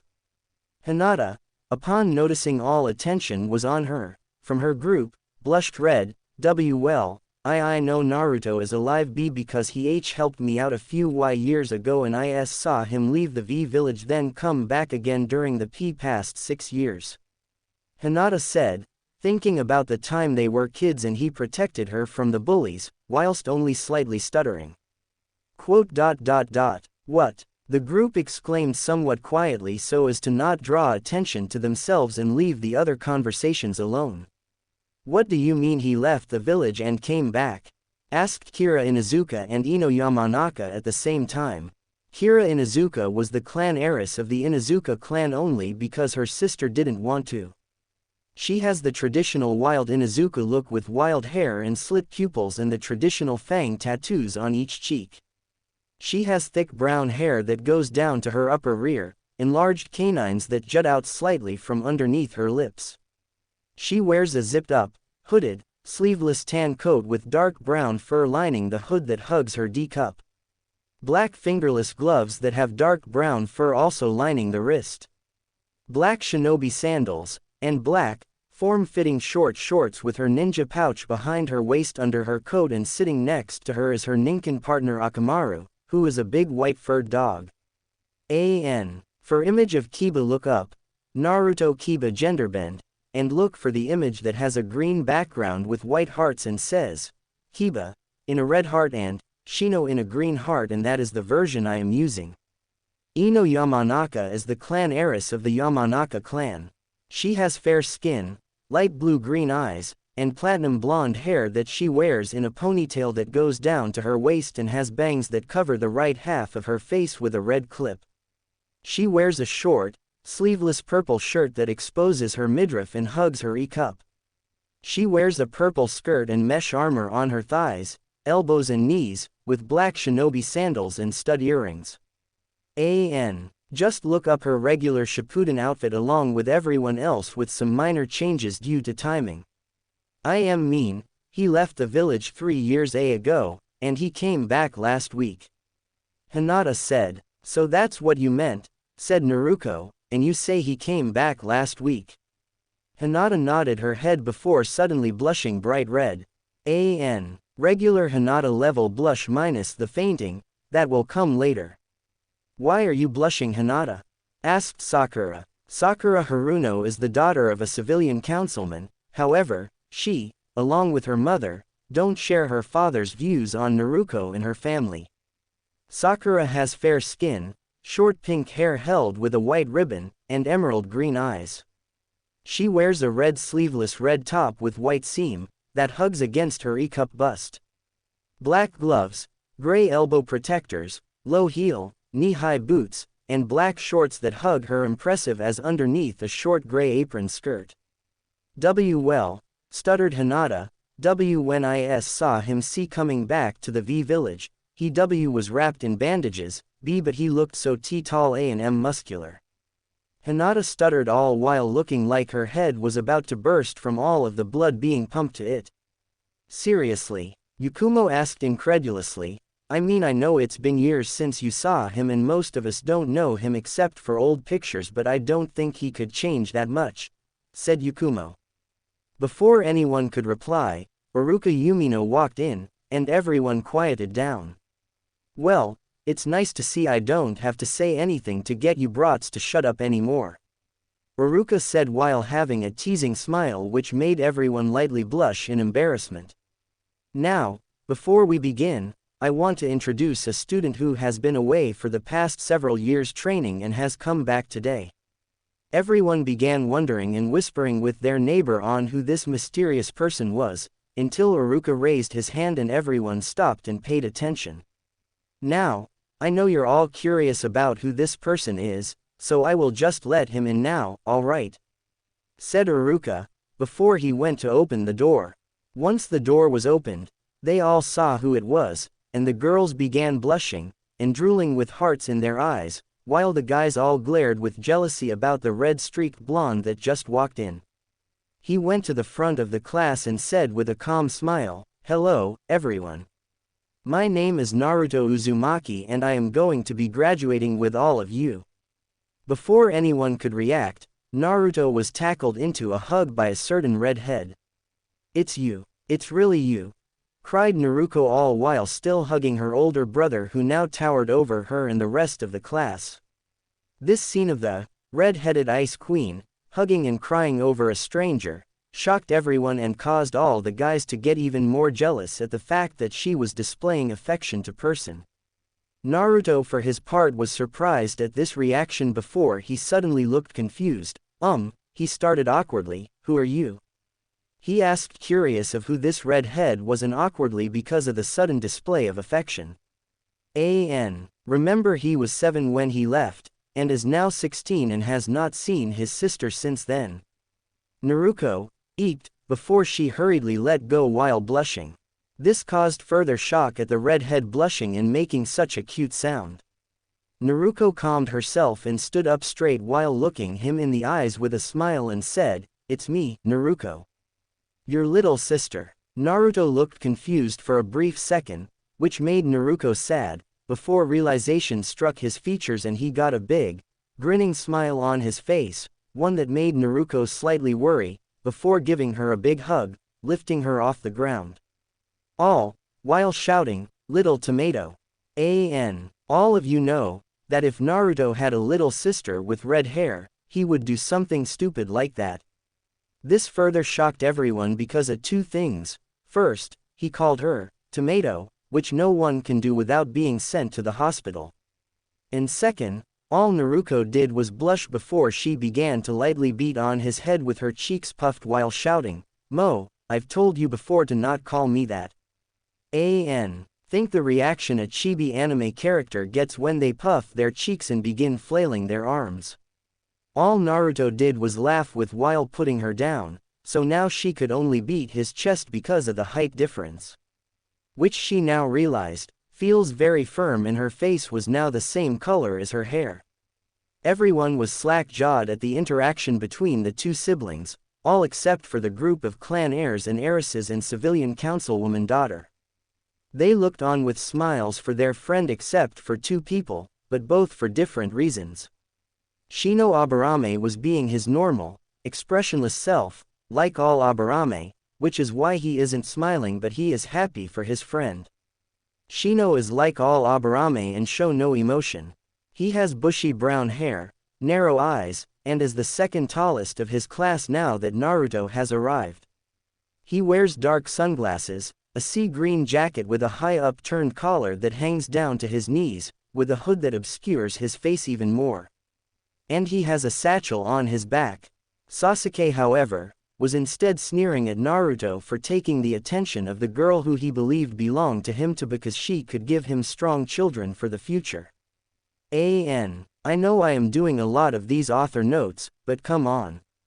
We all know Sasuke's arrogant, emo would think something like that. For those who want to read a story kinda like that, look up, In the Same Household, by Delt Shadow 35 or, Naruto Master of Kunoichi, also by Delt Shadow 35. Both are heavy in for those who focus on that but they both do show Naruto's family being hit on by Sasuke who believes they should be with him. The guys of the group were slightly envious of his build. All of the girls however, were blushing heavily and slightly drooling. Except for Kira who, just like her sister earlier, which she will find out later, was in pseudo heat and was currently lusting after Naruto, at least until Akamaru smacked her out of it. Literally, he smacked her in the back of the head with his tail before she wound up like her sister. Only unlike her sister, she doesn't have the control to prevent herself from trying to jump his bones. She sent a thankful look at Akamaru, with a still heavy blush on her face, which he nodded back at her as if to say, "No problem." Ino and Sakura were blushing heavily, with hearts in their eyes, about to go back to their fangirlish ways. However, before they did that, they raised their arms and smacked each other, knowing that the other would do the same after they realized what was happening. They both rubbed their heads before looking at each other and nodding to the other in thanks for snapping the other out of it. Yakumo and Hinata were both standing silent, with their faces looking as if they were about to burst into fire. They both looked at each other and knew that the other was on the verge of fainting, but they ended up fainting before they could pinch each other to stop themselves from fainting. Uruka, having enough of the meet and greet, tried to get everyone to settle down. "All right everyone, please settle down so we can begin." His calm voice was overruled by everyone still talking about Naruto, how hot he is, fangirls, or what his workout is to get that kind of body so they can get ladies as well, hopeless guys. I said settle down. The legendary Big Head no Jutsu was infamous for being able to quiet down even the noisiest of students. It worked its magic as the entire classroom had anticlimactically went silent, much to Uruka's pleasure. He looked over at Naruto, who was still standing and didn't even look fazed by the Big Head no Jutsu, which surprised him. "All right Naruto, now can you please take a seat over there," Uruka said while pointing at the empty seat in between Ino and Naruto. "Once you've done that we can begin the written test."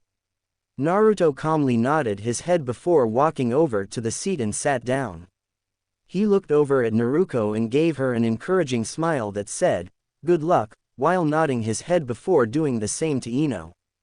Both of whom began to blush brightly, while all of the other girls in the class looked on with jealousy. Once Naruto was seated and everyone was quiet, Uruka passed out the papers with his assistant Mizuki, who had been glaring at Naruto ever since he walked into the classroom. "So, you've returned, demon," thought Mizuki with disgust and malice. "Now I can put my plan into action using you as the scapegoat and get the power I was promised from Orochimaru-sama for bringing him the Forbidden Scroll." Once the test was passed out, the students were told they have half an hour to complete the test. Naruto was the first to complete the test in 5 minutes and relaxed in his seat while waiting for the time to pass. Once everyone was done, Uruka and Mizuki collected the tests and headed outside for the last 3 parts of the exam. Once they made it outside, the adults, who were waiting for the students to come outside, all began silently watching the students, while mentally cheering for their respective children or student and hoping that the demon will fail. "All right," said Uruka, "the next part is shuriken and kunai throwing. To pass you need a total of 11 points minimum. Each shuriken and kunai that hits the target is a point and there is a way to get extra points, but I'll let you figure that part out," Uruka explained. Once that was done he began to call everyone up, one by one to get their 10 shuriken and then their 10 kunai. Once that was done, they all began to throw the shuriken and kunai at the targets, and Uruka recorded their scores. Shino Aburame, shuriken, 6/10, kunai, 8/10. Total score, 14/20. Choji Akamichi, shuriken, 7/10, kunai, 8/10. Total score, 15/20. Shikamaru Nara, shuriken, 5/10, kunai, 6/10. Total score 11/20. Ino Yamanaka, shuriken, 6/10, kunai, 7/10. Total score, 13/20. Sakura Haruno, shuriken, 7/10, kunai, 6/10. Total score, 13/20. Yakumo Kurama sad face plus 2 points. Shuriken, 5/10, kunai, 5/10. Total score 10/20 plus 2 points equals 12/20. Kira Inuzuka sad face plus 1 point. Shuriken, 7/10, kunai, 5/10. Total score, 12/20 plus 1 point equals 13/20. Hinata Hyuga sad face plus 1 point. Shuriken. 8/10, Kunai, 8/10. Total score. 16/20 plus 1 point equals 17/20. Naruto Uzumaki sad face plus 2 points. Shuriken. 9/10, Kunai, 8/10. Total score. 17/20 plus 2 points equals 19/20. Satsuki Uchiha sad face plus 2 points. Shuriken. 8/10, Kunai, 9/10. Total score. 17/20 plus 2 points equals 19/20. Sasuke Uchiha sad face plus 2 points. Shuriken. 9/10, Kunai, 10 out of 10. Total score. 19/20 plus 2 points equals 21/20. Once Sasuke was told his score, he looked right at Naruto with a condescending look and said, HMPH, beat that loser. Naruto calmly waited with his arms crossed and only glanced at Sasuke before looking at the targets again. This was something that pissed off Sasuke because he was trying to see if could rile up Naruto in order to make him mess up, but instead, his attempts were brushed off, as if they were nothing. Alright, Naruto Uzumaki, it's your turn. Iruka called, making Naruto calmly walk over, before taking the shuriken and kunai from Mizuki. Naruto got into a stance ready to throw them. Before he threw them, however, he noticed they were blunted. Iruka-sensei, these are blunted, calmly stated Naruto, which surprised Iruka before he walked over and inspected them. Finding that Naruto was right and that they were blunted, which would make it impossible to stick to the target. Sorry about that, Naruto, apologized Iruka. Give me those and I will lend you some of mine. Iruka offered. However, he and everyone watching was surprised when Naruto shook head and said, no, it's fine. I just wanted to let you know. Alright, then if that's all, you can take your turn. Iruka said. Everyone watched as Naruto took his stance again. Naruto stood with his left foot forward, right foot back and knees bent. He had his right arm back with his hand bent in and his left arm curved in front of him. In his right hand were all of the shuriken and in his left hand were 9 of the kunai and the last was in his mouth. Everyone watched as Naruto suddenly flung his left arm back and right arm forward while at the same time throwing the shuriken. Even after he let the shuriken go, he didn't stop moving as he began to flip and jump all in place all while still spinning. Everyone watched as he continued to let the kunai fly and then he back flipped and let the last kunai go flying. Once he landed, everyone looked at the training dummies and saw that not all of the shuriken and kunai struck the targets, but were buried halfway deep in the dummies. At first, everything was silent before all of the civilian parents, students, and Sasuke started laughing at Naruto, but the only ones who stayed silent were the ones with shinobi training in the crowd and Sakura, because they knew from either experience or reading Sakura that all the spots that Naruto hits were either instant kill or fatal wounds that would kill you within seconds or minutes without medical aid. Iruka looked at all of the students laughing, and then, "Shut up," Iruka shouted, using the big head no jutsu, as he was getting fed up with these civilians laughing when they didn't even hear the score. After everyone stopped laughing, and paid attention to Iruka, who still looked pissed that everyone was laughing when he hadn't even said the score yet. Iruka finally calmed down, and looked at Naruto with a calm yet proud smile. Well, Naruto, began Iruka, I have to say that was by far the most amazing display of agility I have seen in a while. Thank you, said Naruto while nodding his head. Now, before I give you your score, I have to ask, said Iruka, walking over to the training dummies that still had shuriken and kunai embedded in them. Why did you throw all of the shuriken and kunai in these areas? Asked Iruka, generally curious on what Naruto's answer will be. Before Naruto could answer though, Sasuke arrogantly said, probably because he doesn't know what a target is and threw them at random. This caused a look of disappointment to cross Makoto's face, who was watching from the crowd, at her son's stupidity, and embarrassment to cross Satsuki's face at being related to such a damn dumbass. Actually, Sasuke, began Naruto, I threw them in those specific spots because every single one would have either been an instant kill upon impact, or a fatal wound that would cause death either within seconds, or minutes. Calmly stated Naruto, who then looked at Sasuke with a disappointed look on his face and said, and the fact that you don't know that must mean you have done a piss-poor job at studying the human body for impact points that inflict the most damage. This caused everyone to look at Naruto in shock that he knew something and Sasuke didn't. Before anyone could say anything else, Iruka clapped his hands to gather everyone's attention again. Alright everyone, now that that is done, we can now move on to the taijutsu segment of the exam before we finish with the jutsu section. Iruka said, as everyone began walking towards the open grounds, before Naruto remembered something. Hey, Iruka-sensei, what was Naruto's score? Naruto asked, curious on what her brother's score was, which now had everyone wondering what his total was. Iruka for his part began sheepishly laughing while rubbing the back of his neck. Oh right. How silly of me, I forgot to put it up after all of that drama. Naruto Uzumaki sad face plus 20 points. Shuriken. 10 out of 10, Kunai, 10 out of 10. Total score. 20 plus 20 points equals 40/20ths. When everyone saw that score, they went slack-jawed at never having seen such a score before. Everyone started staring at Naruto, who was still walking to the open training grounds when he felt people staring at him. He turned around to see everyone staring at him with dropped jaws, before he shrugged his shoulders and simply said, "What?" That snapped everyone out of it before they began moving to the training grounds for their taijutsu tests. Once everyone was there, Iruka explained how he would call a student. They will then stand across from Mizuki and get ready to fight. Once Iruka starts the fight, they will continue for either 5 minutes or until Mizuki is taken down.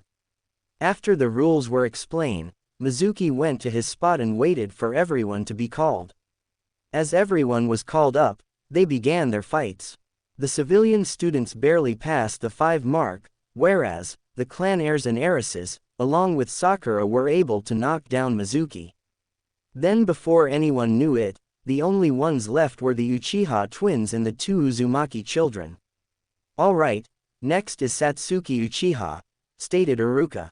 Satsuki nodded and moved to stand across from Mizuki before she got into her clan's signature, Interceptor Fist, taijutsu stance. Mizuki got ready as well, and when Iruka gave the signal, Mizuki charged at Satsuki, while Satsuki waited. Once Mizuki was within range, he launched a right hook at Satsuki which she blocked with her left arm and launched her right fist forward and landed a hit on his torso which sent Mizuki back a foot before she advanced and launched kick to his head that he blocked but was a distraction for another kick to his stomach which knocked him down to the ground and she pinned him. Alright Satsuki, well done. Congratulated Iruka, your timing was perfect in waiting for Mizuki to make the opening move which is beneficial to your clan's style which requires patience and timing before blocking or dodging and counter-attacking. Iruka explained, which Satsuki listened to closely and then bowed while saying, "Thank you," and then she walked back over to the other students and sat down next to Naruto before sending her a look that said, "Beat that." Naruto saw the look and bristled before waiting patiently and anxiously for her turn. Next is Naruto Uzumaki, said Iruka. Naruto got up and walked over to stand across from Mizuki, before she got in her stance which had her standing with her left foot forward, right leg back, knees slightly bent, left arm crossed forward with her left elbow pointing in Mizuki's direction and her left hand open as if to perform a chop, and her right arm at her hip and her right hand closed into a fist. Once Iruka started the fight, she charged at Mizuki and launched a left roundhouse at his head, which he blocked using both arms but was not ready for her right leg that came up when she performed a backflip kick that landed on his chin as he was knocked down. She then proceeded to pin his arms behind his back with her knee before grabbing his chin and the crown of his head with her hands, effectively preventing any movement. Alright Naruto, excellent job, Iruka said, signaling Naruto to stand back up after letting go of Mizuki and look at Iruka, That was a very good job of taking your opponent's attention away and having it focus on a specific movement before using another move to take down your opponent. And the way you pinned him was one of the most effective pins, as it takes away the use of your opponent's arms and gives you the chance to easily snap his neck, which takes away any thoughts of attempting to escape. "Thank you, Iruka-sensei," said Naruto, before she walked back to the students and looked at Satsuki with a smug look that made Satsuki bristle this time. "Alright, Sasuke Uchiha, you're up." Sasuke simply heffed before moving into position, also standing in his clan's taijutsu stance. Iruka started the match and Sasuke charged at Mizuki, who launched a kick at Sasuke's head, but that was blocked, and Sasuke then sent several punches towards Mizuki's torso, before tripping him and pinning him. "Alright Sasuke, that's enough," said Iruka, causing Sasuke to look at him and then get up. "That was an excellent way of turning your family's interceptor fist into an offensive fighting style, but that was far too much aggression that was used in your advance. Try to control that temper of yours," Iruka explained, causing Sasuke to sneer at him before walking back to the other students, ignoring everyone while glaring at Naruto. He was still upset that he didn't react to his tauntings earlier. "And finally, Naruto Uzumaki," said Iruka with a calm smile. Naruto simply nodded and stood up before making his way over across from Mizuki, who began glaring at him. Naruto boredly looked at Mizuki, which pissed him off, before taking out a red headband with black flames and tying it around his eyes, shocking everyone, before calmly crossing his arms across his chest, which made them look bigger. This made Sasuke and Mizuki believe he has given up, but confused Iruka. Naruto, aren't you going to get ready?" Iruka asked, completely confused on Naruto's actions, as well as everyone else except for Mizuki, Sasuke, and the civilian villagers, who all believed he had given up and was going to simply stand there and take his beating like the demon he is. "I am ready," answered Naruto calmly. "I simply have no need to use my eyes for this fight because he won't land a finger me," Naruto said, while pointing at Mizuki, causing everyone to think he was either that confident or that arrogant in his abilities, but caused Mizuki to get pissed off. "Oh, okay," Iruka replied slowly, still a little unsure if Naruto was that strong, but he wasn't here to question the boy, so he simply started the match. "So, you really think I won't be able to land a finger on you, huh?" sneered Mizuki, thinking that the demon should have just died somewhere in a hole and never returned. "I don't think you won't land a finger on me, I know you won't," calmly replied Naruto, not moving an inch. "Oh yeah, well, we'll see about that," Mizuki shouted before charging at Naruto, who continued to stand there. Once Mizuki was in range, he launched a kick towards Naruto's head. Mizuki began thinking that he hit him when the kick was only an inch away, until suddenly, he was staring at the sky. Mizuki was confused on what just happened, while everyone else was as well. All they saw was Mizuki about to kick Naruto in the head, and then suddenly he's on the floor laying on his back. The only one who wasn't confused was Kushina, because she knew what had happened and had wide eyes. Which was not missed by the rest of her group. "Kushina, what just happened?" questioned Hitomi, as she had caught part of what happened, but all she really saw was a blur of movement before the scene before them appeared. The group of adults looked at Kushina, who looked on with mixture of surprise, pride, and curiosity, as Naruto continued to stand in the same place in the same position while Mizuki slowly began to get up from the floor behind him, where he was previously lying down. What happened was that Naruto made his move, Kushina said, which confused the group as they hadn't seen him move from his spot. "But he's still in the same spot, so how could he have made his move?" asked a confused Sume, who recently returned with Hana after they changed and got a hold of themselves. Kushina shook her head at them with a proud smile and explained, "It's not that he didn't move, it's just that he moved so fast, that to everyone watching, it looked like Mizuki just suddenly appeared on the floor."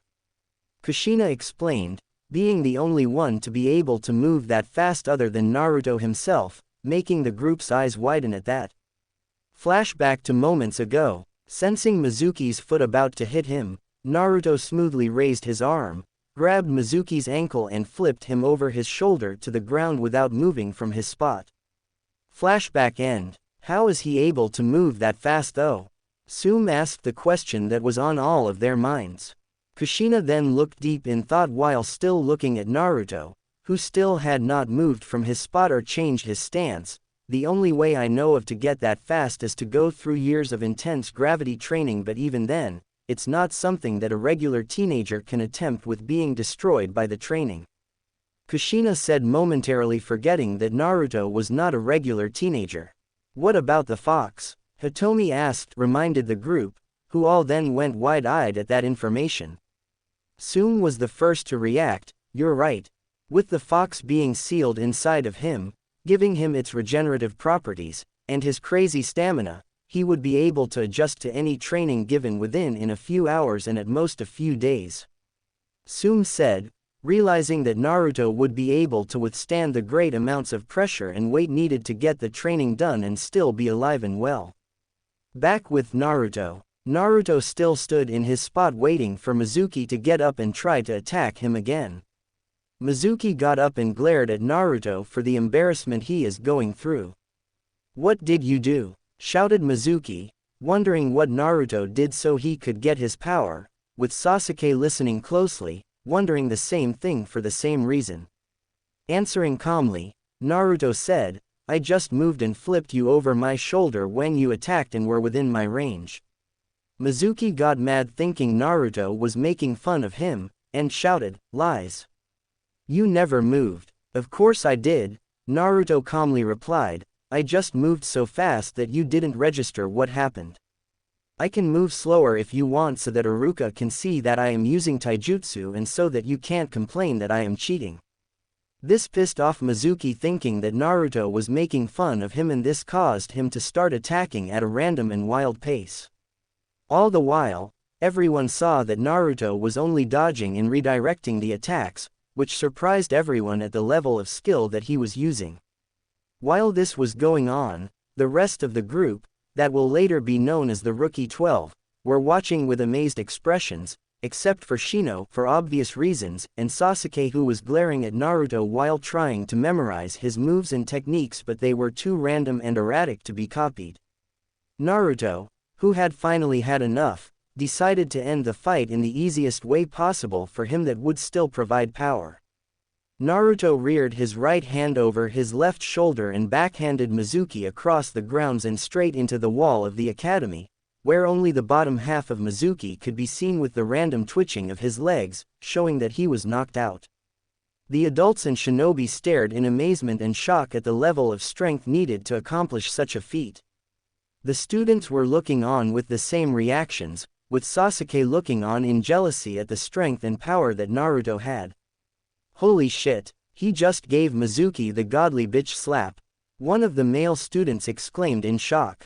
After this little display of power, Mizuki was removed from the wall and sent to the hospital where he would be healed and returned in an hour, so the students were given this hour as a chance to take a break and talk with each other, with their family coming over to talk as well. The group of the future Rookie 12 all went and talked with their family except for Sasuke, who went and brooded by a tree. As Naruto was talking with his sister, he was unaware of a group of people who were coming up to the both of them. Hello again, Sochi, said a voice behind Naruto that caused him to go wide-eyed and slowly look behind him to see his mother staring back at him with a loving smile and nothing but love and pride in her eyes. Hello again, Ka-san, replied Naruto, still staring at her in shock at how she was looking at him. How have you been, Sochi? Kushina asked, wanting to know how her son has been the past several years, along with everyone else. I've been good, Naruto said with a smile, having snapped out of his shock. What have you been up to for all these years, Naruto-kun? Makoto asked, wondering what he has done over the years along with the rest of the group and their children. Well, I've just been training and living in the Forest of Death, where I got a bunch of pets, and I actually came back to the village on 2 occasions. Naruto said, making everyone look at him, wondering when he did and why. When did you come back, Naruto-kun? Asked Tsume, which got Naruto to smirk at her, which made all of them to blush at how handsome he looked before he looked at Makoto and Hitomi. Well, haven't you ever wondered how Aunt Makoto is a survivor or how Hitomi survived her illness? Naruto asked, which got everyone to look at him in surprise. Wait, said Makoto and Hitomi, you're the reason why we're still alive. Yeah, Naruto started to explain, I was in the village, planning on getting some minor revenge on the Yondaime by spraying itching powder in his office through the vents, when I heard him along with those old advisors summon Itachi. I was curious about what was going on, so I decided to sit still and listen in on what was going on. As I was listening, I heard them ask Itachi how the issue with the Uchiha clan was going. When he said that the issue had gotten worse, the advisors told him that since it didn't get better, to simply eliminate them. Makoto was horrified at what she heard. Then Naruto continued his tale. When I heard this, I was so shocked that they would even suggest something like this. Even Itachi looked shocked before he looked at the Yondaime with a little hope in his eyes that he wouldn't go through with the order. But the Yondaime proved him wrong when he approved of the order instead. Itachi tried to bargain for the lives of the children and your life, Makoto, but the Yondaime said that only Sasuke and Satsuki would be allowed to live. I heard that and remembered the times that you helped me out with some food, so I got out of there as quickly as possible without making noise and rushed over to the Uchiha compound, but when I got there, everyone was already dead. I then sensed Itachi and you in the main house, so turned off my gravity seals that I had on at the time and rushed over just in time to save you, but because I couldn't control my speed at the time, I dropped you off at one of the training ground in your compound and then rushed back to the forest.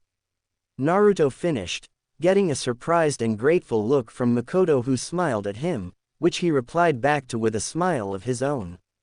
Once he had finished, everyone, other than Makoto, looked at him in shock before he then looked over at Hitomi and began the next tale.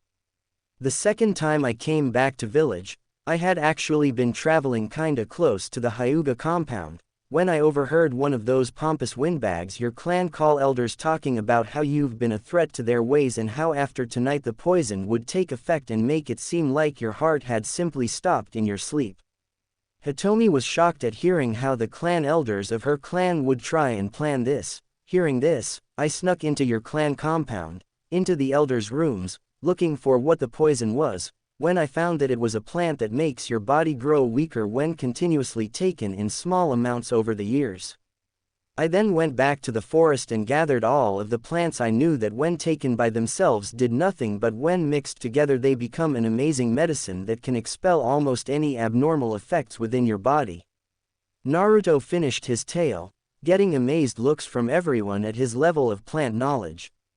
Hey Naruto, asked Hana with Kira standing next to her. Naruto turned to her, showing she now had his attention, which caused the reaction of her and her sister blushing at the calm look in his eyes that showed hidden strength. Yes, Naruto said, while tilting his head to the side, which got the group to twitch and mentally shout, kawaii. How did you know what plants were poisonous and when mixed, create a strong medicine instead of a stronger poison? Hana asked. Naruto then looked sheepish before saying, well, I knew they were poisonous because when I started living in the forest, I was looking for food and couldn't find any. This got the group to look at him with sadness for what he went through, with looks of guilt crossing over Naruto's and Kushina's faces for not doing more for him. Naruto saw these looks and felt bad because he knew his mom and sister weren't to blame for how Minato treated him. Naruto then felt worse, realizing the effect what he was about to say next would have on them, so I just began eating a group of random plants near me, which about a minute later, I fell to the ground seizing up until I passed out. I then woke up the next day alive and well and figured that Kurumi cured my body of the poison. Naruto continued, but before he could continue, Satsuki had caught something when he spoke and decided to ask the question on her mind. However, before she could, Iruka came back and asked all students to come back for the jutsu portion of the exam. Hearing this, the students went back to the field where they all began performing the academy jutsu. Finally, when it was Naruto's turn, he performed the kawarimi and the henge perfectly before surprising everyone when he performed the shadow clone jutsu and made 3 solid clones instead of the regular clone, thus allowing him to pass as well. Later, the group of women and Naruto had gone to Kushina's house in order to celebrate for successfully becoming shinobi of the village. However, before they all went in, they noticed that Naruto had stopped before the gate entrance. The whole group was wondering why he stopped, when Kushina walked up to him and told him, "It's okay, Naruto. You can come in, you can come home." Hearing those words, the group then realized why he had stopped. He was afraid of being rejected again and didn't want to risk the chance that he could have a family again. As for Naruto, he began tearing up when he heard those words and then lunged forward and gave his mom a hug while saying, "I'm home, Ka-san." Kushina then smiled, while also crying, and said, "Welcome home, Sochi-kun." The group all began to have tears in their eyes as well, watching as Naruto had finally reconnected with his mother. Before they could all head in, however, Naruto suddenly tensed and turned in the direction of the forest with a serious face. This was not missed by the rest as they were wondering why he was looking in that direction, when suddenly, Naruto began jumping in that direction. Everyone was surprised by his actions and began jumping after him, but they were surprised to see that when they jumped onto a roof, Naruto had already entered the forest, which surprised them all as to how fast he was. They snapped out of it when, a few minutes later, they suddenly felt a huge wave of power come from the forest and then a loud boom with an explosion causing smoke to go high up into the air. Worried for her son, Kushina then began rushing to the forest at her top speed, which snapped everyone else out of their shock and decided to follow. With every one of them thinking, "I hope Naruto's okay." When they all got there, they were surprised to find an enormous crater, with Naruto holding the village's forbidden scroll of seals upright in his left hand, a giant shuriken with a broken point stabbed into a tree, and Mizuki kneeling on the ground away from Naruto, clutching his right shoulder because of the missing arm that was laying on the ground away from Mizuki and was bent at all sorts of angles, showing that it would have been broken beyond repair and immensely painful if it was still attached. But another surprise was when they looked at Naruto. He had what looked like gold covering his arms from the tip of his fingers all the way to his shoulders, with markings all over his arms, and a fierce, angry look on his face. Then they heard him growl, "I'm going to make you pay for what you did to Iruka-sensei and what you said about my family." They then began wondering what had happened before they arrived. 5 minutes before the group arrived, Naruto had sensed Mizuki's chakra moving rapidly from the Hokage tower, and was confused before he then sensed Iruka's chakra meeting Mizuki's before they started pulsing as if they were fighting, when Iruka's suddenly began to drop.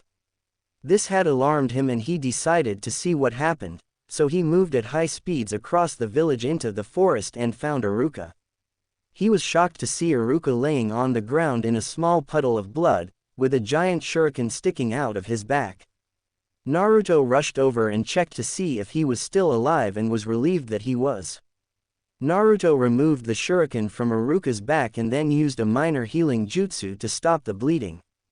With Iruka out of danger, Naruto turned in the direction of Mizuki and disappeared, where he then reappeared in front of Mizuki and saw him holding Konoha's forbidden scroll of seals with a giant shuriken on his back, similar to the one used on Iruka.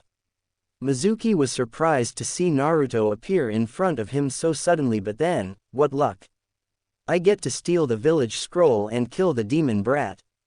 Mizuki thought with malice. He then pulled the other shuriken from his back and got ready to throw it. He then shouted, "Die demon!" and let loose the shuriken towards Naruto. He believed that the injuries he received earlier from Naruto were a bunch of flukes. However, Naruto surprised him when he simply backhanded the shuriken with his bare fist, causing a point to break and the shuriken to go spinning wildly before lodging itself in a tree. "So my suspicion of you was right, you were planning something," said Naruto calmly, To think you would attempt to steal the village's forbidden scroll and attempt to murder Iruka-sensei. What? Shouted Mizuki. What do you mean, demon? You mean to say Iruka is still alive? Is that not what I just said? Naruto asked rhetorically. Man, who knew you were evil and stupid? This made Mizuki mad, so he decided to try and enlighten Naruto to a little secret the village had hidden from him. Hey, did you ever wonder why the villagers hate you? Asked Mizuki, which caused Naruto to raise an eyebrow in curiosity. Seeing this, Mizuki continued, you see, 16 years ago, the Kyuubi no Yoko had attacked the village. The village did its best to fight off the Kyuubi, but we couldn't kill, so the Yondaime decided to seal it up in 2 children. Don't you see, he decided to seal it up in you and your demon whore of a sister. Mizuki saw Naruto had lowered his head and that his eyes were now shadowed. Thinking that he had an opening, Mizuki took a kunai out and began charging at Naruto in order to stab him in the head. However, when he was halfway there, he sensed a large amount of chakra suddenly coming from above him and looked up to see Naruto with a face of rage, his arms covered in gold from his shoulders to his fingers with markings all over them and his right arm back to launch an attack. Naruto then launched his arm forward to strike Mizuki. This caused a massive explosion to occur, and when the smoke cleared, it revealed a massive crater in the ground with Mizuki kneeling and clutching his shoulder because he was missing his right arm, which was several meters away and bent in all sorts of angles, showing that it was used to try and block the attack but was completely shattered and severed by the tremendous force from the punch. It then showed Naruto, who was standing while holding the scroll with his left hand and his still clenched right fist, with both still covered in gold. This was what the group saw when they showed up and heard what Naruto said. They then saw Naruto look over at them with a fierce but calm look on his face, which made him look even more handsome and caused them all to blush. They snapped out of it when they saw Naruto toss the scroll towards them, which was caught by Naruto. They then heard Naruto speak, "Hold that until the Anbu show up while I deal with this traitor." They then saw Naruto turn back to Mizuki before he stepped forward and suddenly disappeared from view. Everyone in the clearing began looking for him, the women in curiosity and Mizuki in fear, before they heard a large boom and felt a shockwave and turned to see Naruto had just uppercut Mizuki with enough force to cause a shockwave of air before Mizuki was launched into the air. Naruto watched Mizuki for a second, before he then stepped forward again with his right foot forward and bent his leg before jumping after Mizuki with so much force, the ground shattered and sent another shockwave. He then appeared above Mizuki with his ready to launch a kick but was covered in what looked like a black metallic material. Then they saw Naruto loose his kick with a shout of, "Savage Blade Kick." Once Naruto's kick made contact with Mizuki's body, there was a big flash of black energy with a red outline that caused everyone to shield their eyes from the big blast of wind that suddenly blasted through when Mizuki made contact with the ground, also causing the ground to crater even more. The dust began to settle, allowing the group to see that Mizuki had been blown deep into the ground and was actually severed in half at the waist. They heard multiple people landing in the clearing and turned around to reveal Minato, several Anbu, and what looked like a young woman with red hair and slitted eyes. The Anbu and Minato all looked surprised at the damage, and the woman appeared to be very proud for some reason. Before anyone could say anything, they then heard a loud crash and turned to see that it was Naruto who had landed and was currently crouched with his eyes shadowed before he stood, with his arms at his sides and slightly back, with his left hand slightly clenched and his right hand in a complete fist, and his mouth open to allow steam to be leaking from the corners of his mouth, and his eyes were revealed and they showed massive amounts of power and strength in them. To all of the men, they were envious of how badass Naruto looked, and to the women, they were all blushing up a storm and feeling slightly wet, very in the cases of Anko, Hana, Tsume, and Kira, at how powerful and handsome he looked. He then relaxed his stance and breathed deeply before releasing it to finally calm down and turn towards the current audience. Before anyone could say anything, however, The young women with red slitted eyes glomped Naruto while shouting his name and then shocked everyone when she kissed him on the lips while wrapping her arms around his neck, and they saw him returning it while wrapping his arms around her waist. Naruto, who was feeling immensely jealous of the girl, along with all of the other women present, stepped forward and shouted, "Hey! Who are you and why are you kissing my brother?" The young women broke the kiss and let go of Naruto as he did the same, and she turned around and looked at the group before answering, "Why, I'm his mate, of course, so why wouldn't I be allowed to kiss him?" she asked rhetorically. Minato then stepped forward and said, "What is your name?" The young women sneered at him before saying, well, if it isn't the garbage Yondaime. I haven't seen you in since you sealed me away." This received looks of surprise before Minato shouted, "Who are you and how do you me?" The young woman simply chuckled before replying, "I know you because you sealed me away 16 years ago, and as for who I am." Once she said that, the young woman was then covered in a puff of smoke that cleared and revealed the woman still standing there but with fox ears on top of her head and 9 tails swishing behind her body, all covered in reddish-orange fur with black fur tips. "My name is Kurami, the Kyuubi no Yoko, and mate to Naruto Uzumaki, one of the Yonko, 4 emperors, in reincarnation of the god of wrath, Asura, in reincarnation of Ashura, one of the 2 sons of the Sage of 6 Paths." The group was wide-eyed at hearing that this was the Kyuubi and that she was the mate of Naruto, who, even though they didn't understand what one of those titles mean, they understood too. Naruto was the reincarnation of one of the sons of the Sage of 6 Paths and of a god of wrath. Nobody knew what to do now, but one thing was for certain. They would never get on Naruto's bad side.